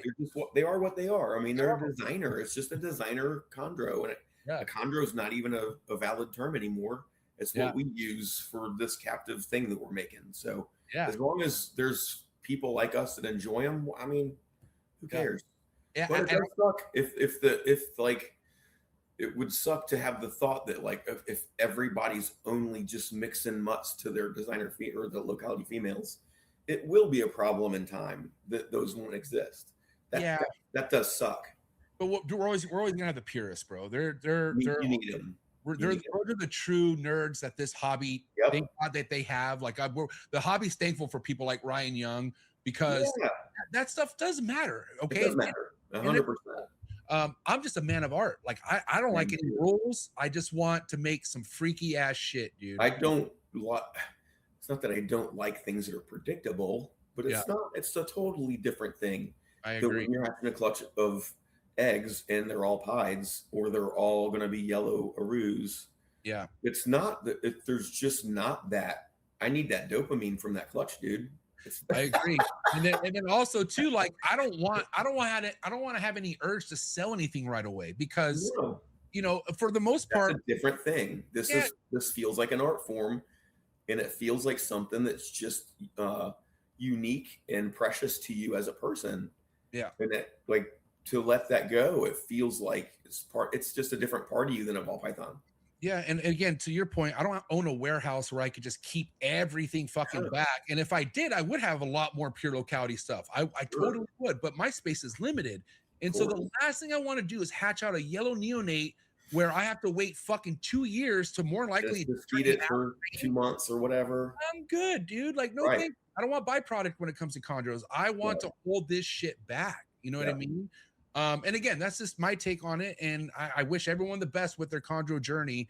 I just know what I like, and I think you know what you like. You know what I mean? Oh, big time. And it's really, to be honest, like this is not a bad thing that I'm about to say, but it's frustrating a little bit that the availability of the nicer animals is very hard to get your hands on. Yeah, you got it. And it's also doesn't that make you want it more? You know what I mean? Yeah, but the it makes fact that you could have the money sitting there, like, I mean, money, bro. But it makes me want to like, let me know when it's ready. Yeah, and it's just crickets over and over and over. Yeah, they're not. These guys aren't motivated like that. Right. It makes it more appealing to me. I love it. I kind of feel the same way. Yep, 100%. I understand. You know. Yeah. Oh, I so get it. And also, like me being that person where I'm like, fuck, this person just offered me $6,000. But this is one of my favorite ones. I don't need, listen, that's a lot of money, but especially if it's a female, you're like, yeah. But only that was my first year making that many chondros. So like, I sold a lot. Don't get me wrong, but but the one I knew the ones that weren't going to leave me, and getting offers on those, I did not make 70. The approach to whittle those, you're going to have a nice holdback group. Yeah, so I have out of those numbers. 27. I have 27 still from last year, and the rest, again, I'm weaning out some that I'm like, and it's even tough right now. But again, I don't have all the space in the world. I have 28 more eggs fucking cooking. And it's like once they start to look big in like a 15 quart, it's like you gotta. And that's the thing with ball pythons. Once they get big in a certain size tub, they're not going to a breeder tub, dude. Like we got to get rid of them. 100%. That's kind of the game. And dude, I have no space to raise a bunch of chondros just yet, but I'll make it. I'll put a rack in my kitchen if I have to. Nobody can tell me I can't keep a rack of chondros in my kitchen. Damn, bro. Bachelor sounds fun. It's so weird. Like, you don't even think, because you've always lived under rules your whole life. Yeah. No house. Think about it. Like, what would people think? But like, oh man, who cares? Yeah. Well, dude, look at Patrick Holmes. The guy has snakes in his living room, in every room in his house, in his bathroom. He has them fucking everywhere because he can. Who's gonna tell him? Nobody. I love it. Yeah, dude. But yeah, kind of going back to what I enjoy and what you enjoy. What are some of the other bloodlines out there that you're really kind of keeping your eyes on right now, Chad? Really, I'm obsessed with how crazy the calico gene, I'm going to call it a gene, the line I'm obsessed with what that can do and what that adds in. Correct. So really, just getting that animal from John, it's already bred. So I mean, this season I will have up possibly 4 females, probably 3. If the girls that already laid can go again, which they look fantastic, I don't see a reason why they can't. I could have up to 4 females go this year, and what I really want to see is animals that have black and yellow and blue as adults. In the calico lineage, when all that shit mixes, dude, and you have like pixelated colors of fucking like a lot of yellow and black and blue in those animals, like that's just it's just crazy to me. So my whole goal and what my interest is getting. When I already have the one male from the Frostbite Hot Stuff pairing, just unlocking, and I have I know I sent you a picture of a high yellow female that I have. Yeah, that she came from blue blood. She's a blue deuce Biak to a sky topaz Biak. Oh, beautiful. And both of those Biaks were red. She was a red baby that turned yellow through her OCC and then started gaining some green. So she still has like a yellow head. So she's definitely a high yellow female. This girl? That was a red Neo? That was a bright red Neo. It wasn't a maroon. I went with a bright one, and that was from James Oakdale. Okay. Oakdale, however you pronounce his name. Okay. But those were from, I mean, just cool. You got good, true blue animals on both sides with Biak, and that came out of a red from blue. So me going forward, this is going to be my most anticipated pairing, I think, when she's ready, is to that animal that came from Frostbite to Hot Stuff. Hot Stuff, if you don't have to even reference that one, but Hot Stuff is almost an all yellow calico. So it gives me the opportunity, in my opinion, to throw high yellow calicos with a lot of potential to have visual blue and black in those animals. So that's just something like I'm excited on. Like, just if it happens, it happens. But stuff like that, like, and then anything blue and black lineage is what I like. I like black stuff and I like blue stuff. Yeah. Did I tell you what my final clutch pairing was that I have in the incubator? So no. Yeah. So my snake Pat, which was from Patrick. So blue deuce watermelon Biak. Yes. Yeah. So is that the male? The male's blue deuce watermelon, correct? Yeah. And then to a Biak female. To a Numford female. Yeah. Hell yeah, dude. Yeah. So Numford's really like, she has like a blue tint to her with great white blotches on her back. It's nice, dude. And she gave me my nicest pure Biak clutch I ever got. They were like maroon red with super dark yellow diamonds on them. So that's cool. I'm like through the roof. And then also the other clutch that's cooking right now was the Sky Topaz Aqua Boy 6 fucking male, the Insanity line. So Optimus Prime to Fluttershy from Socrates. And so I know we talked about this before. That's probably one of your better males that you have currently, right? That's the one, right? That's the big one. Yeah, that's the one. Like, I went and looked at, like, I don't follow everybody's shit, and I don't know what everybody has, but I did look at Socrates stuff, and is that calico lineage? It's so Insanity stuff. Yeah, so it's calico and then Sky Topaz, which is okay. So Insanity is a calico. The Insanity, is that a line of calico? Correct. It's not the same lineage as like October and the original stuff, is it? Or did it come from that? Let me make sure. 1 second. Some of that stuff, I'm like, it runs together for me. Where is? Yeah, it's an extended fucking lineage. I don't know why I don't have. I remember seeing the pictures of that. The founder male though. I sent you the PDF. Remember, I sent you the. Here it is. Okay, so let me pull this up real quick for you, and that way I can make sure I'm accurate. Because as much as I'm a chondro head man, I'm not Patrick when it comes to the names, dude.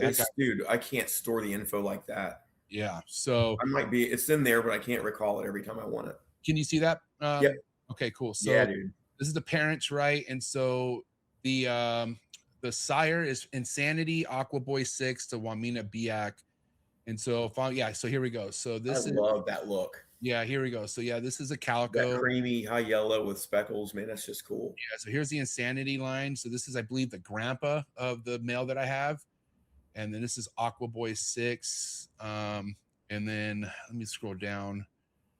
So that's from I think that's from Fluttershy's line. And then here's the blue. So Clutchmate to Blue Max. So it's Fluttershy, not Shutterfly. I think it was a typo there, but here's Sky Topaz right here, which I believe this links to Mr. Blue and Carolina. Sky's directly from Mr. Blue in Carolina. Correct. I've been studying like the OG lineage, the OG like famous name animals. I kind of remember a lot of those. Right. So I believe Trooper Walsh, this links all the way back down to Trooper Walsh's Carolina. Which came from Head and Powder from 1993, and the males from 1985. So it's fun having the bloodline to reference like that, man. Yeah, dude, it's fucking exciting. And I did I tell you what happened to my second clutch this year? My female that went egg bound? I think I might have overheard you, because you must probably mention on another podcast, maybe. Yeah, so my girl Mimi, my very first chondro ever, she God bless her, she gave me her 6th clutch that she's given me. Wow. But she was my learning lesson chondro. Like I basically butchered fucking every clutch she gave me except for the last 2. And so to kind of get you a backstory, so 2 years ago, my Biak fish, my prize pure Biak, the super high yellow one that was red Neo. So Mimi gave me him 2 years ago. She laid 17 slugs and 1 good egg, which was fish. Okay. Went the distance. Yeah. And so this year she laid 1 good egg and went egg bound with 9 gigantic eggs inside of her. And so I got the 9 to pass and then a couple slugs, and those 9 just went to shit. And of course the 1 good one she gave me just pipped out. Shit. And it went to That's cool. Yeah, so back to back, 1 egg, 1 Neo. So I literally, out of the 6 clutches this girl's given me, I have 2 fucking snakes to speak for. Damn, dude. That's kind of like how my mentality was. Like my second clutch this year just all kind of shit the bed. They didn't really look good to start with. Honestly, I had hopes for them, but half of them were obvious slugs. There was like 15 total, and I think this was the second clutch, right? The second clutch. That was like my highly most anticipated. But they were both first time breeders. They were both young. They were definitely. It was one of those things though. I put the ultrasound on this girl, and she damn sure looked like it was like she just shed. I had just been cycling them. I put the ultrasound on her. I was like, she needs to be paired. She was young. She's young. She was like real close to 4 years old, but had the size, she just looked like a fucking breeder. She's already starting to blow up a little more than she was. And that calico boy from John was only like 21 months, wasn't 2 years old yet. Something like that. But he had just shed 2, and he shed plugs. And I was like, shit. He's just shed plugs. He's young, but I didn't feed him real small either. He had some nice size on him. So, dude, same thing. Paired him. Within 2 days, he went from opposite side of the cage to the right next to her. I was like, okay, let's see what. And then within another day, he was like courting. And dude, he bred her, and he still ate on a regular basis. So I wasn't worried, but he bred her that whole from shed cycle. Bred her multiple times, like really good locks. I got really good pictures of everything. Everything looked perfect. Like I noted everything down. And man, and the only different thing I did with this clutch is that I returned her temperatures to normal at ovulation. So when she ovulated, I put her panel back on pretty much 24/7 at like 85. And she stayed on the heat the whole time. I temp gunned her from underneath regularly, and I never got a temp over 87. This is her like this.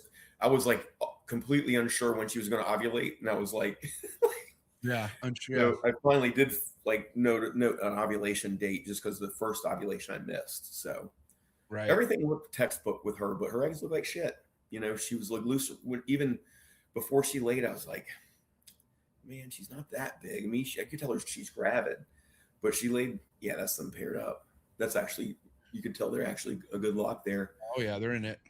But yeah, I put them in Freedom Breeder tubs on Coco for the eggs to lay. But she went back there and did everything looked perfect. But I don't know if it's just the young age. That could be a factor, or a lot of variables, bro. Like it's hard to chalk it to something. But I didn't beat myself up over it. I two of the 8 that looked like I didn't candle them, so I don't candle eggs. I just set them and forget them, and if they hatch, they hatch. But I checked them in a week, 2 weeks, 3 of those went bad. And I'm like, that's when I ended up leaving for Japan, came home from Japan, and the rest of them were all like, they're just Yeah, it was just a shit clutch. Yeah. But you know, that's another reason why I obviously like people don't post them before they're hatched. That you know they just don't always turn out. Boy, if I learned I can't even say I've learned my lesson because I still do it. But it's Yeah. like, I dude, probably still will. Like, I don't care that I don't feel embarrassed or No, anything you that need- stuff goes wrong. And I just don't. Like, it's just part of it. So No, I have no problem telling people that I had a whole clutch crash. But Yeah. dude, I mean, I could at the same time harp on that and like count my chickens and those eggs at like what if because really what if that was a really nice pairing and I could have probably had some really nice calico animals in that. But dude, it just wasn't the time.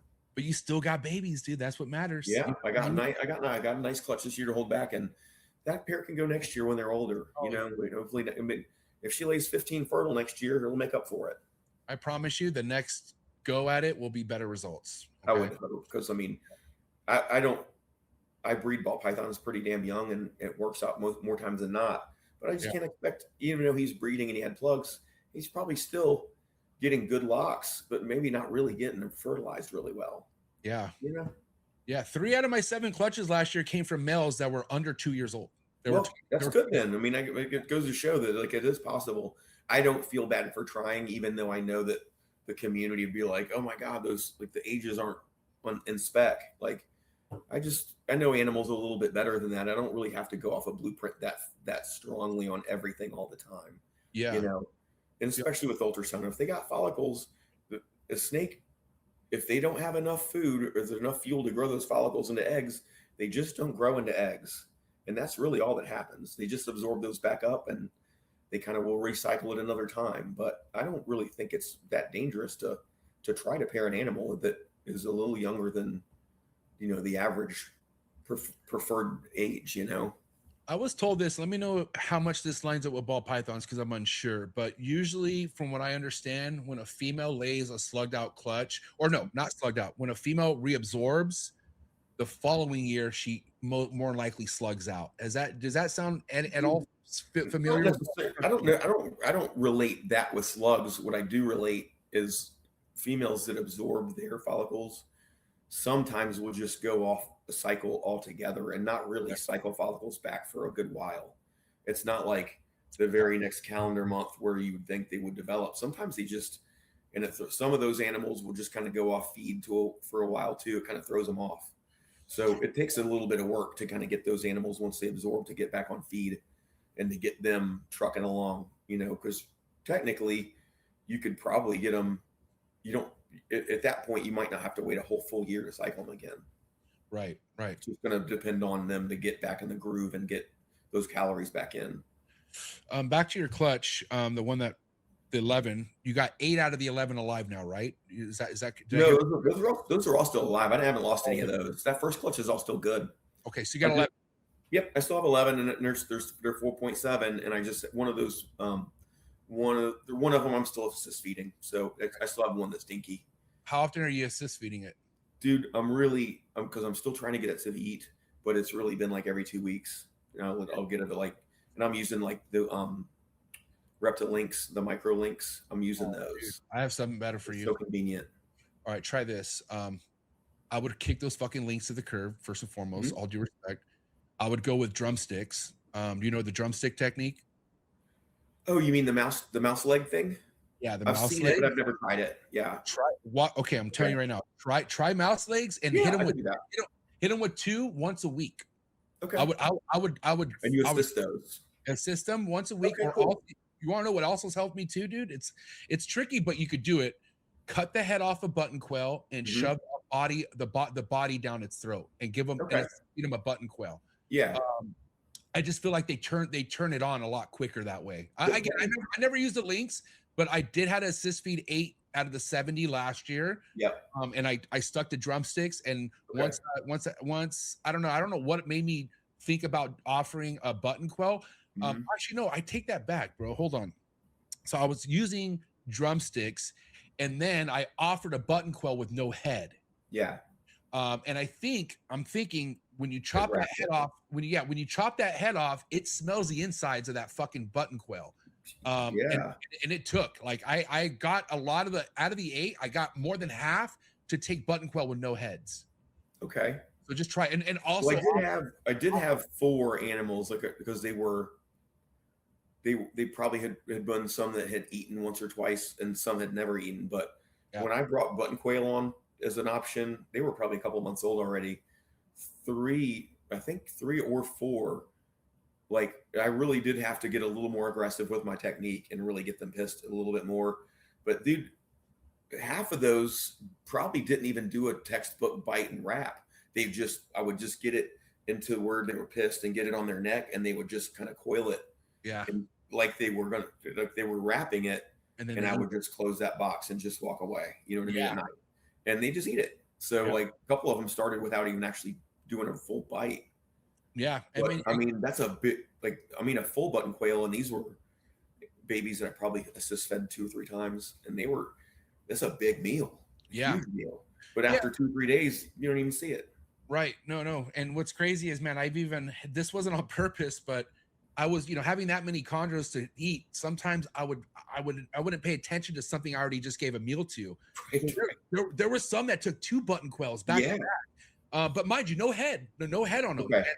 And so that's a lot of food. Yeah, and dude, think about how much yolk's in a button quail. Their bodies, they're still that big yolk patch inside.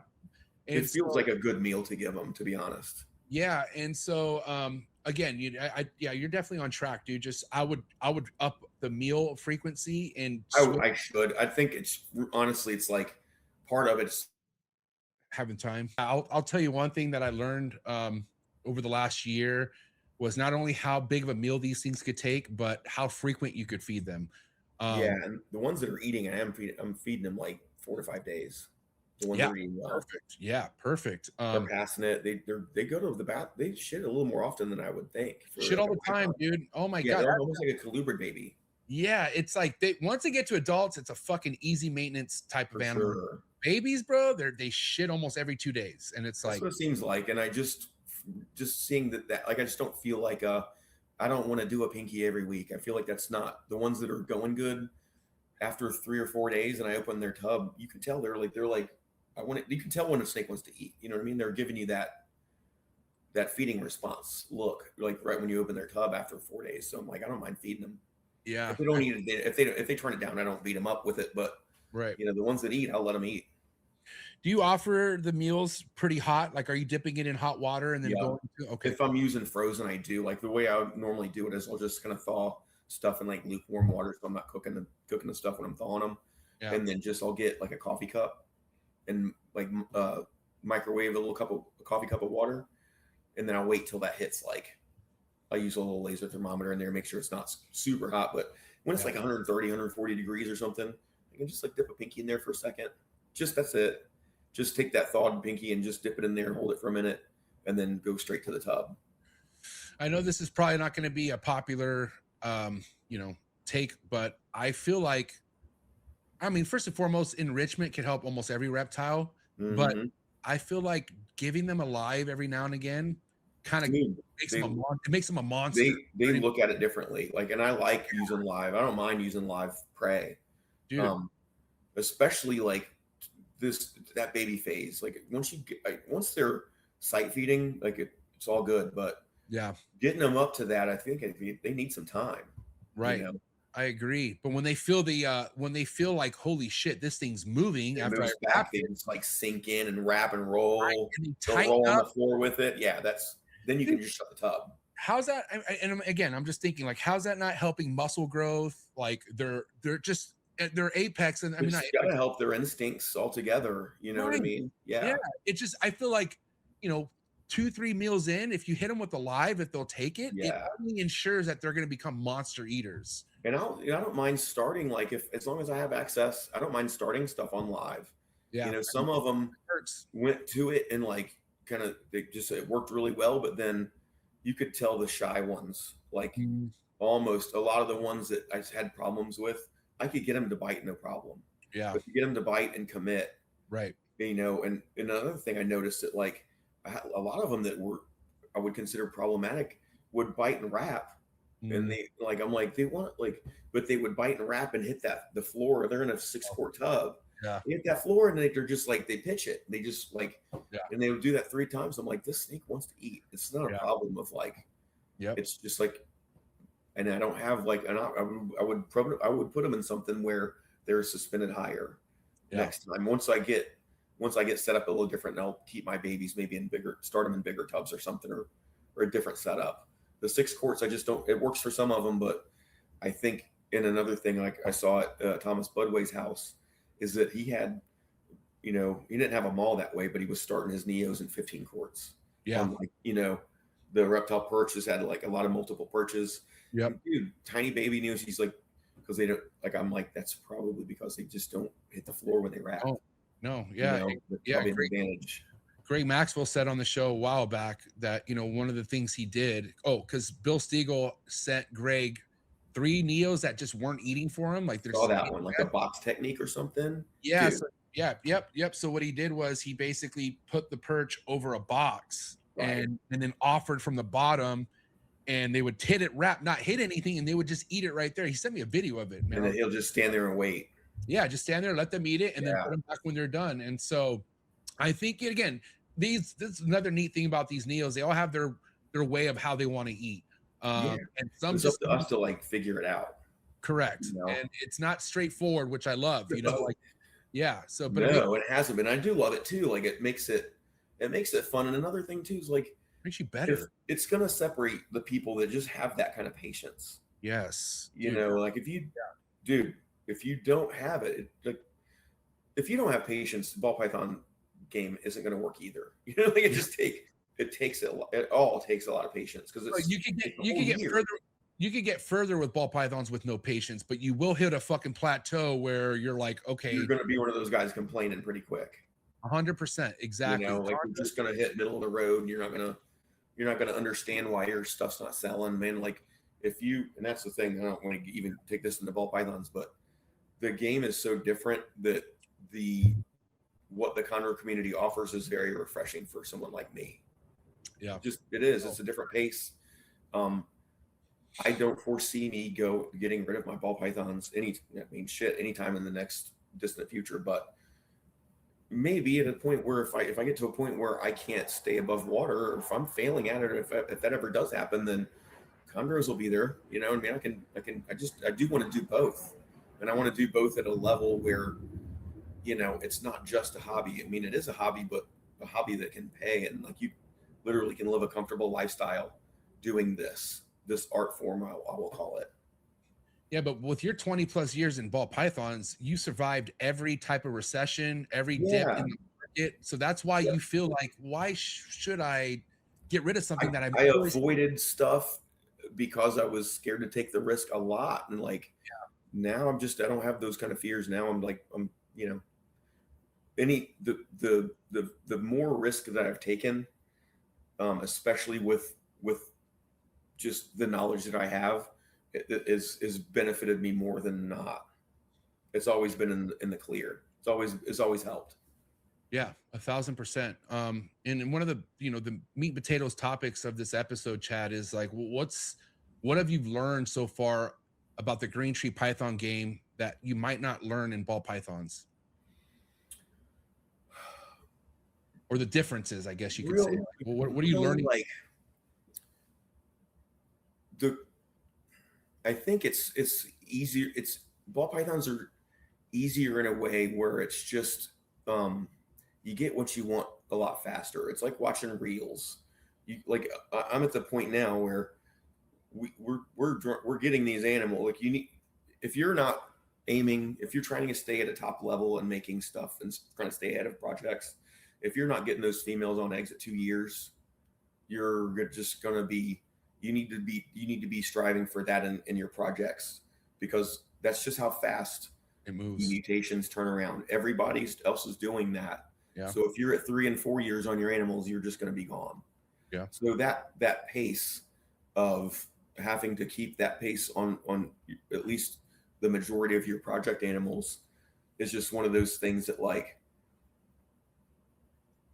it just keeps you in a constant state of, like, you can never turn it off. The minute you turn it off, you're getting, people are on your heels. Correct. The thing that you can't learn the difference with chondros is it's just so much a better relaxing vibe.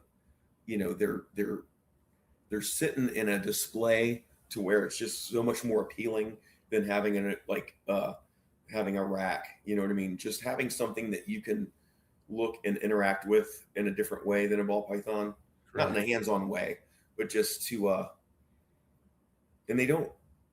It's just not a rat race. Yeah. And I did kind of assume the chondro community didn't have that much drama, but I'm seeing a little bit come up. So the little more of a drama-free, more of a mature crowd that you're working with, meet people more my age. It just seemed like a community that I could, like, as an older guy and a more experienced guy coming in, that aligns with me in a different way, and that it's kind of like, it felt like my earlier years when I just had a pair of everything and I was making cool stuff on a regular basis. It just feels like that. It feels new. And I don't think it will ever feel old, because I don't probably won't hatch but a couple, 2-3 clutches a year anyway, you know, and then raising stuff up for a year. So it's just everything being slower and just a little more thought out is what appealed me to the chondro community. As something to plan for yourself in like retirement years, doing something that's a little slower pace and less labor intensive. And shit, I mean, hypothetically, like just watching all the guys that are doing chondros full time, they don't have to attend shows. They're not shipping out every Monday and through Tuesday. It's a different speed. Yeah. So a lot of that has just appealed to me in a big way. Yeah. And also, to the outsider looking in, it's even more appealing, because they're seeing there's no rush, even though, again, man, the chondro game is growing, and there's people there's people hatching shit, and I'm like, damn, there may be a little more than I thought there is out there. Yeah, maybe.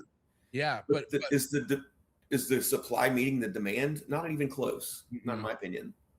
No, but the thing is, some of the rush mentality that they're used to is starting to carry over into chondros. And another thing to just be worried about, there's no rush, man. Like there's no shortcuts, because if you take shortcuts, watch what will happen first and foremost. But the learning aspect is everything. Like, you know, the way you gradually got into things, and you know, I feel like working with John helped you tremendously, because you had a big time. Good idea. It helped me not buy shit that I don't need.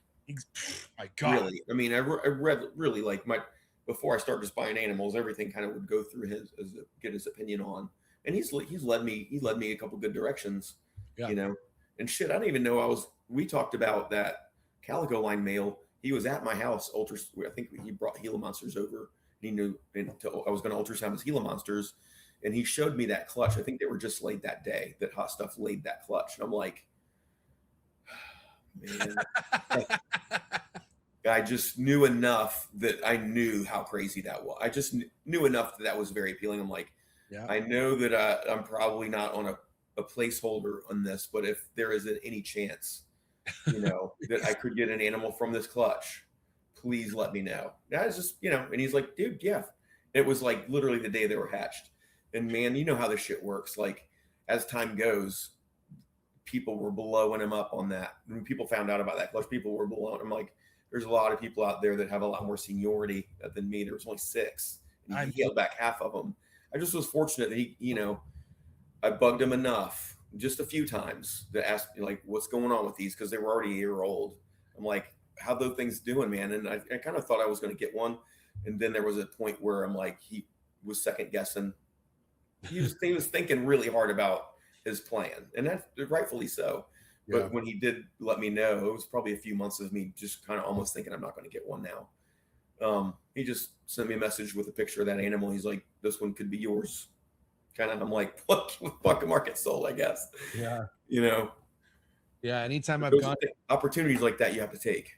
I mean, every time I'm talking to John about like any kind of possibility of getting Neo, I feel like a panhandler. Like, please feed me. Like, fucking give me some and you never walk away feeling confident.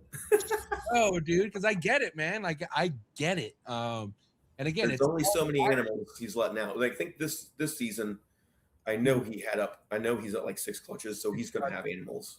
But yeah, he has. I think he has. What he just said on the show, about 50 eggs, something like that. So I'm gonna have to bug him again.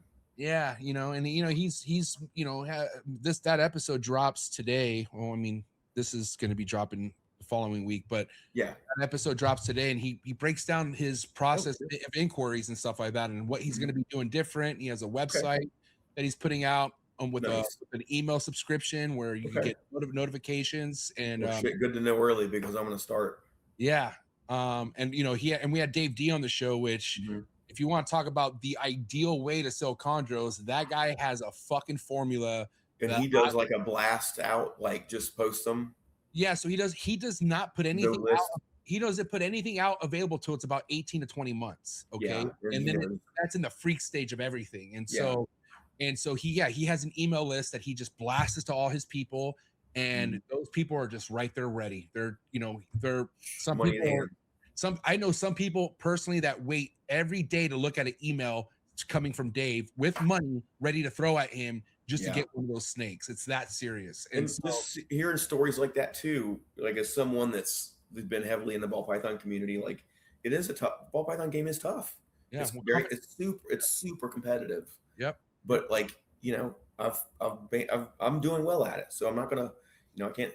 But it's even that saying that the supply and demand aspect and the demand of these high end chondros is so high, the supply so low, like that is also appealing. Even if I just make a couple clutches a year, like it's just so worth it. Yeah. Not even financially, like, but when you add that in, it's even exponentially more appealing. Yeah. And you said it earlier, man, it's like a fresh breath of air, man. Like when you're going from one game to the next and it's completely different vibe, it's like breathing in fresh air for once. You know what I mean? You're like, another appealing thing. It just that we like the surprise aspect of everything. When you hatch these chondros, they look like how they look as babies, which is also exciting. We have no idea how they're going to age, and just sitting and watching them for 15 and 18 months, like the ability of being able to do that, and then having those animals price out differently as an adult. Like there's just so many options to do this, so many ways to do this. Yeah. And as a business, it's awesome. And I'm telling you right now, when you have the type of stuff that you're breeding, what I'm breeding, you're almost a fool letting go a young male. Yeah. So why would you do that? And again, to each their own. Some people, they need that. We have to make a living. I mean, that's I get it. I get it. People's hands get tied. I mean, if this is what you do for a living, I've had that safety net of not having to pay my bills off my snakes. So I've been able to hold back pretty good. And that's been a benefit of mine. But I mean, if you're doing it full time, and I will be, I still don't think, you know, I would like my ball pythons to still be doing good enough to where I can be picky with what I can sell chondro wise and just kind of hoard until I'm ready to not hoard. And at that point, like I don't mind having to feed something for 12 to 15 months. It's still going to be in a 15 quart tub. The maintenance isn't that hard. You know, it is work, but like, dude, it's not like breeding 50, 60 to 70 clutches of ball pythons and trying to, you know, that's a whole lot of network. That's a lot of different people, a lot of hands getting rid of that many animals. And it's a lot of work doing that. Yeah. You know, if you could for me, the whole appeal was to slow life down a little bit and still be able to work with something and be artistic and make a good living, make potentially good income. That was the whole appeal. Yeah. And again, man, everyone's deal is different. And I don't want to say it irks me because, again, I don't know people's situations for the most part, but I've seen firsthand people have their first success with chondro clutches and they can't sell them. And I'm like, well, listen, who cares? Sit on them. And they'd show me the pairing. I'm like, dude, that's a badass pairing. And why not just take that fucking snake off Morph Market, let it grow up with you, and then try to sell it if you know you don't want it. You know what I mean? And again, dude, it's something where if you are on a timeline, if you're pressed about money, then yeah, dude, selling these things might not work for you the way you want it because you want something that quick. It's not like with ball pythons, if you're just someone that has clutches hatching weekly and you just always have inventory coming and going. Yeah. You know, with ball pythons, you have that auction sitting there that you can, anytime you can throw 10 animals on that auction and make weekly money to make your rat bill or whatever you need. Like options are there. Wholesale outlets are there for ball pythons. There's a lot of ways to make money there. Like with chondros, like it's not like you don't have all these different options to like, but at the same time, you don't have like a $500 rat bill every week either. Right. When you do chondros, like Yeah. a lot of stuff's different, but all those things with chondros makes it a little more appealing. Yeah. And again, man, what makes it even more appealing is not looking desperate to sell something. Like, don't, you know what I mean? It's that big dick energy, dude. Like, Big time. it is. And it's just super obvious. Like when you feel small talking to somebody that you're trying to give like 10 or 12 grand to, and you're like just hoping they say yes, like that's a crazy position to be in. Like really, as a breeder, like that, like if you're just imagine being someone like Ed Marino that has that foundation built, Oh my and God. that has that demand, that there's just, that's not above me or you to get in that position at some point. Right. And just, it's taken me 30 years to realize that I could put myself in those positions. It's Right. just doing it. You have to do it, and you have to believe in yourself. Do you know when Ed got his first emerald? It's probably 30 years ago. 1985, buddy. There you go. Even 40 fucking years ago. When I was born, this guy was collecting them. Okay, so he's been fine tuning that shit that long. Yeah, he's the king of basins for a fucking reason, because he earned that title. You know what I mean? Yeah, for sure. And again, going back to your experience in this, it wasn't over the last 5 years or even decade. We're talking fucking near 30 years you've been at this. It's been 30, because like the first Orlando show that I've vended as an employee, I guess, was 95. So we're at 31 years. Jesus, man. That's going to show, like that's being in the community, like learning. A couple of years of that I was collecting and just starting to breed. Yeah. And again, that's something I took note of coming into this was, surrounding myself around people like you, Dave Levinson, Justin Kabelka. Like, I'm like, dude, these guys are at where they're at because how long they've dedicated this shit. You know what I mean? Yeah, it's not even the time. It's just, I think it's the fact that those names you named have always just stayed really true and passionate about what we're doing. It's not ever come to be like, fuck, I can't, man, we got to do Daytona this weekend. Oh my God, that's a lot of work. It's like, holy shit, Daytona's finally here. It's still like that 30 years later. It feels the same way. And I don't know, like if that's not I hear people complaining about, I don't know how you guys do these shows all the time. I don't know how you make those drives. I'm like, dude, it's fucking fun. Yeah. Like it's the most fun. And it's what we're here working and doing the back end. That's the front end is a ton of fun, dude. Like that's the whole point. Show off. You get to show off all your artwork that you've been home making in the lab, and then share it with everybody else that appreciates it. It's nice. And then linking up with your people, bro. Like, I mean, you got people that you're rooted in this with. That's like my whole social circle is the reptile community. Yeah, and man. That's when I get to see everybody is at the shows. So it's like, or it's either that or travel. Yeah. 100%. Yeah, 100%. Well, listen, Chad, this is a great episode, dude. I love having you on. I know you're a busy guy, so getting you back on the show was great. I think I'll make time for the shows anytime I can. Yeah, next time you're coming on with me, Bill, and Marshall, 110%. I would love it. Yeah, I love it. I do. I've learned a lot, just so they get a little like respect. I've learned a lot just watching y'all three talk. Nice. Because everything I need to know, it's just like sitting at the bar at Tinley and I'm sitting there at the table. It's just the same kind of thing. That's why the shows are so important. It's literally like you sitting with Bill and Marshall and being able to go over all your stuff. And you learn a ton that way. And you can learn that shit you could have those conversations with 100 different people at every show. Yeah. So that's why I just have always, I did burn myself out, but there's a lot of shows that don't give you that same respect and value as those shows that I'm currently vending. The ones that I casted away, like they're not the same thing, dude. It's not even the same game. Yeah. Yeah, 100%. And just kind of to cap on that, man, what makes this hobby so great, other than the reptiles, is the people you meet, man. And obviously that's why going to shows like we just said that you're dedicated to, it's not dragging your knuckles. You're not depressed. You can't wait to get there. You know what I'm saying? Yeah. And like my whole personality, like I'm a pretty quiet, introverted dude. Like I don't have a big circle that I hang around with. I'm kind of a loner. When I go there, I have a fucking squad. It's a completely different life than I live at home. You know what I mean? That shit's addicting, Yeah, Chad becomes a But rock. I don't think I could do that every day. Oh my God, dude, I need time away.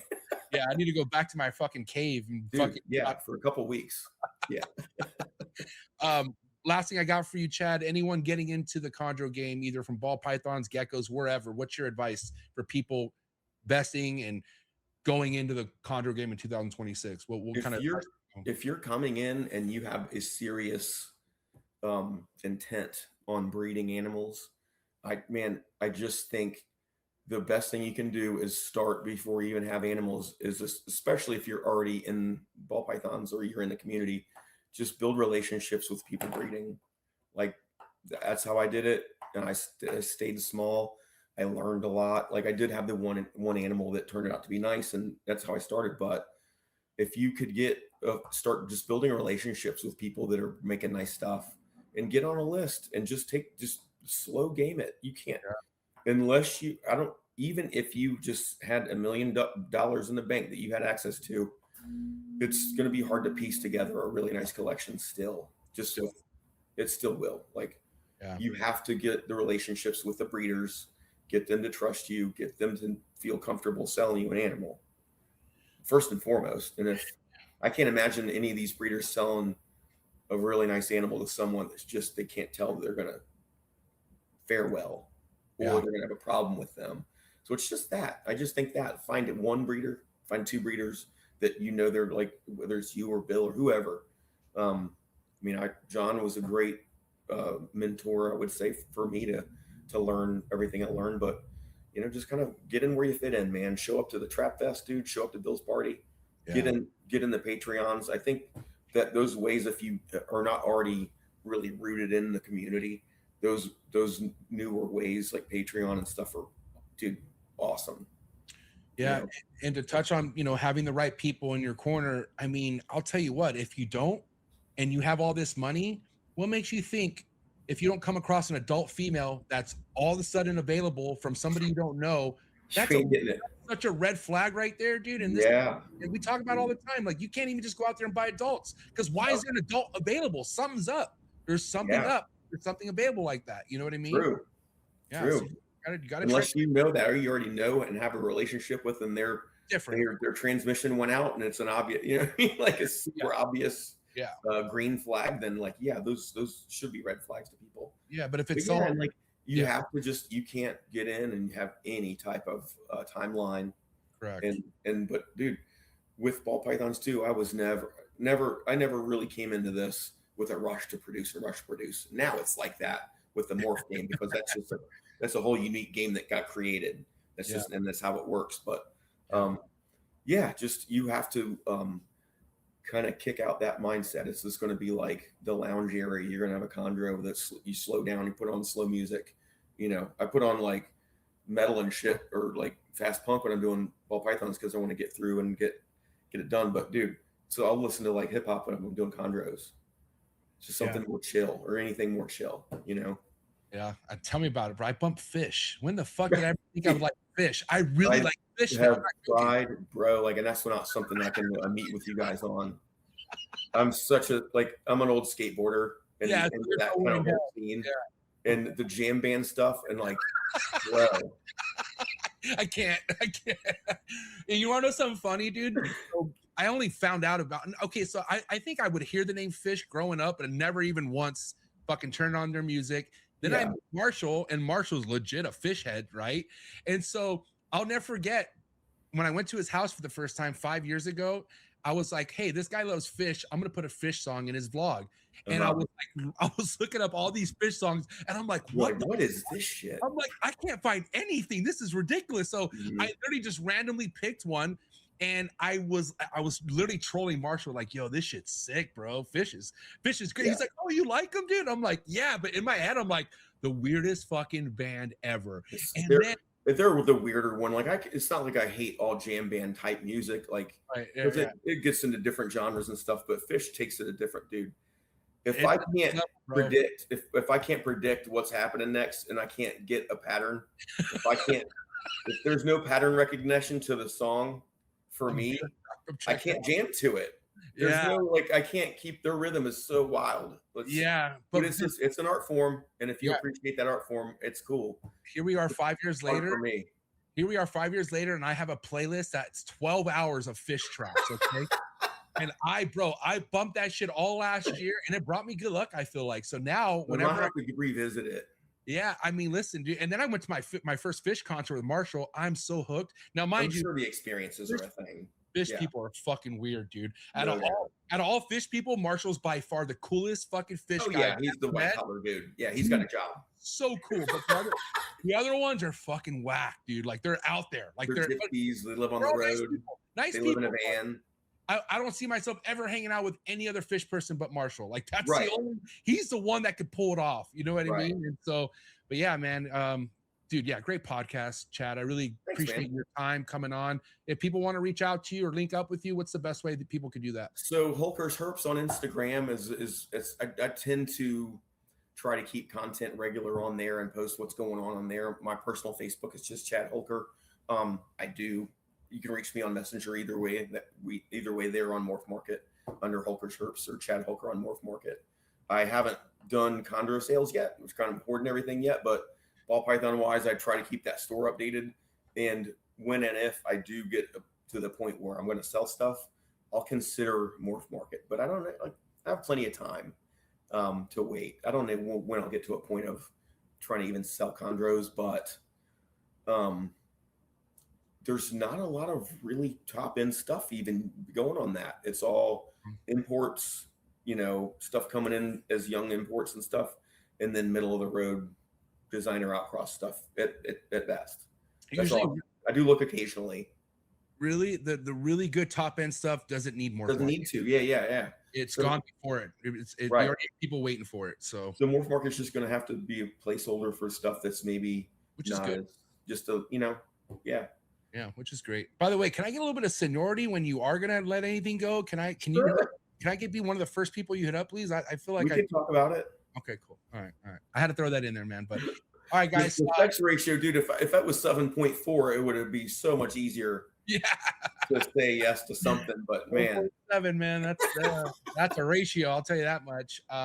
Guys, Holker Herps on IG, please. You can find all the links to his Morph Market, IG, in the description below. But thank you so much for Chad for coming by. But give it up to Chad Holker, ladies and gentlemen. Appreciate it. All right, Chad. Thank you, buddy. Hey, have a good one, man. We'll talk to you soon, okay? Thank you. All right. Oh man, awesome episode. Listen, I've met a lot of people in this hobby, and Chad, definitely one of my top 5 favorite people I've ever gotten to meet. Just overall, breeder aside, as who he is as a human, he's just such a genuine individual. I'm very happy to call him a good friend. So thank you so much, Chad, for coming on the show. Thank you guys for watching. If this is your first time listening, do me a favor, hit that like button, hit that subscribe button, hit that notification bell, select all. You'll be notified of every new episode released out of the network 7 days a week, Monday through Sunday. You get a brand new episode right here out of the Trap Talk Reptile Network, the only reptile network giving you brand new content every day of the week. And again, guys, if you want any exclusive content, if you want to watch this episode before it actually comes out, highly recommend come join the Trap Talk Patreon family. You can do that by clicking the very first link in the description below, connect to a Discord, and there's an awesome Instagram group chat that connects you with some of the best keepers we have in the hobby, man. So thank you so much, Chad Holker, again, for coming by. Quick word from our sponsors. Enjoy your guys' night, evening, afternoon, and we'll catch you on the next one.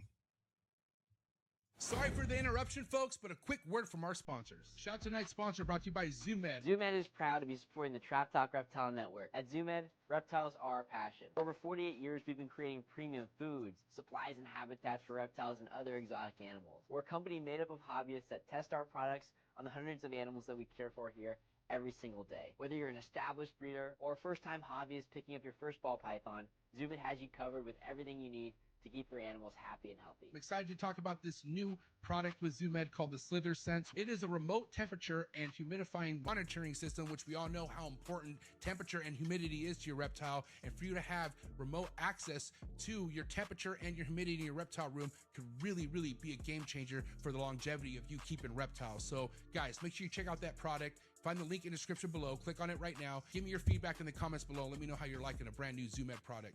Tonight's episode is brought to you by Mark Hager over at Texas Chondros. If you want to talk to somebody who likes to put people on the map, you have to go follow TX Chondros on Instagram. He has put on some of the biggest breeders out in Texas out on his platform on Instagram. Also displays some of his own amazing projects on his Instagram. You could also simply go to his website, see what pairings he has going on for this season, and also see his previous productions. Mark has been working with yellow neonates on top of red neonates, and his passion for this hobby is second to none. He's also mentored a lot of people like myself. So thank you so much, Mark Hager, for all your support. And if you guys really want to know how it is about building a community, then you got to go check out Texas Chondros. Thank you so much, Texas Chondros, for all your support. Cannot wait to see what you're all about in the 2026 breeding season. Shout out to Focus Cube Habitats, the #1 PVC enclosure in the reptile industry, hands down. Everything you guys see behind me are 3x2x2 PVC design enclosures by Stephen and Ashley over at Focus Cube Habitats. My entire room at this point, all Focus Cube Habitat enclosures, and that is for a real reason. My reptiles love them. I've had majority of these Focus Cube Habitats behind me for over 6 years now. So guys, if you're looking to expand your reptile room and get yourself some new enclosures, no better place to visit than Focus Cube Habitats. You head over to focuscubehabitats.com and see how many different design enclosures you could choose from. And you can also follow them on Instagram and stay updated with all current new enclosures on their YouTube channel. So thank you so much, Stephen and Ashley over at Focus Cube Habitats. And I think I got new enclosures in the driveway, so I gotta go. Shout out to Focus Cube Habitats, you are the best. Tonight's episode is brought to you by David Brahms from the Reptile Perch. If you have an arboreal species, you definitely want to make sure you are using a David Brahms design perch over at the Reptile Perch. You can get any size perch you want for any size arboreal, anywhere from hatchlings all the way from adults. Everything you see behind me is on a David Brahms design PVC perch. So thank you so much to the Reptile Perch for doing everything that you've been doing with these awesome, affordable perches for people to take advantage of. And you can find David Brahms's website in the description below. Simply go to www.reptileperch.com or just go to Reptile Perch on Instagram. And you can also see many of David's awesome green tree python projects. He's also a highly successful green tree python breeder. Been looking up to for the last few years as well. So to have his support really means the world to me. Thank you so much, David Brahms over at the Reptile Perch. For over a decade, we've pursued a singular vision, producing the finest breeding stock the hobby has ever seen. From carefully planned pairings to thoughtfully designed environments, every detail is considered. And when you bring one of our animals home, you're not on your own. We provide lifetime husbandry support every step of the way.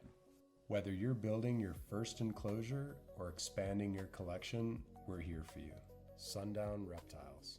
Shout out to tonight's sponsor, and that's the one and only MORPH Market and MORPH Market shipping. One of the biggest exciting things about the reptile hobby over the past couple years is MORPH Market shipping taking everything to the next level.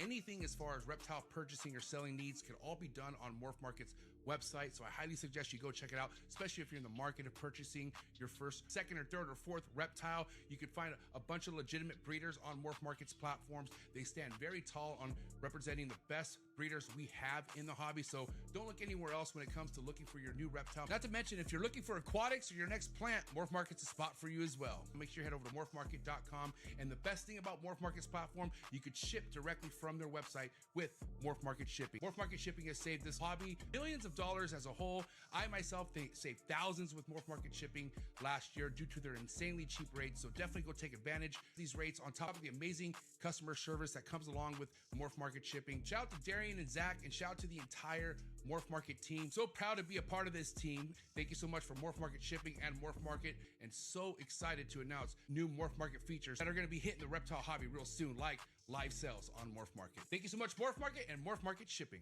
Thank you for all the fellow support. Thank you so much for anyone who watches the Trap Talk Reptile Network. Hit that like button. If you hit that subscribe button, hit that notification bell, you'll be notified of every new episode dropping here out of the network 7 days a week.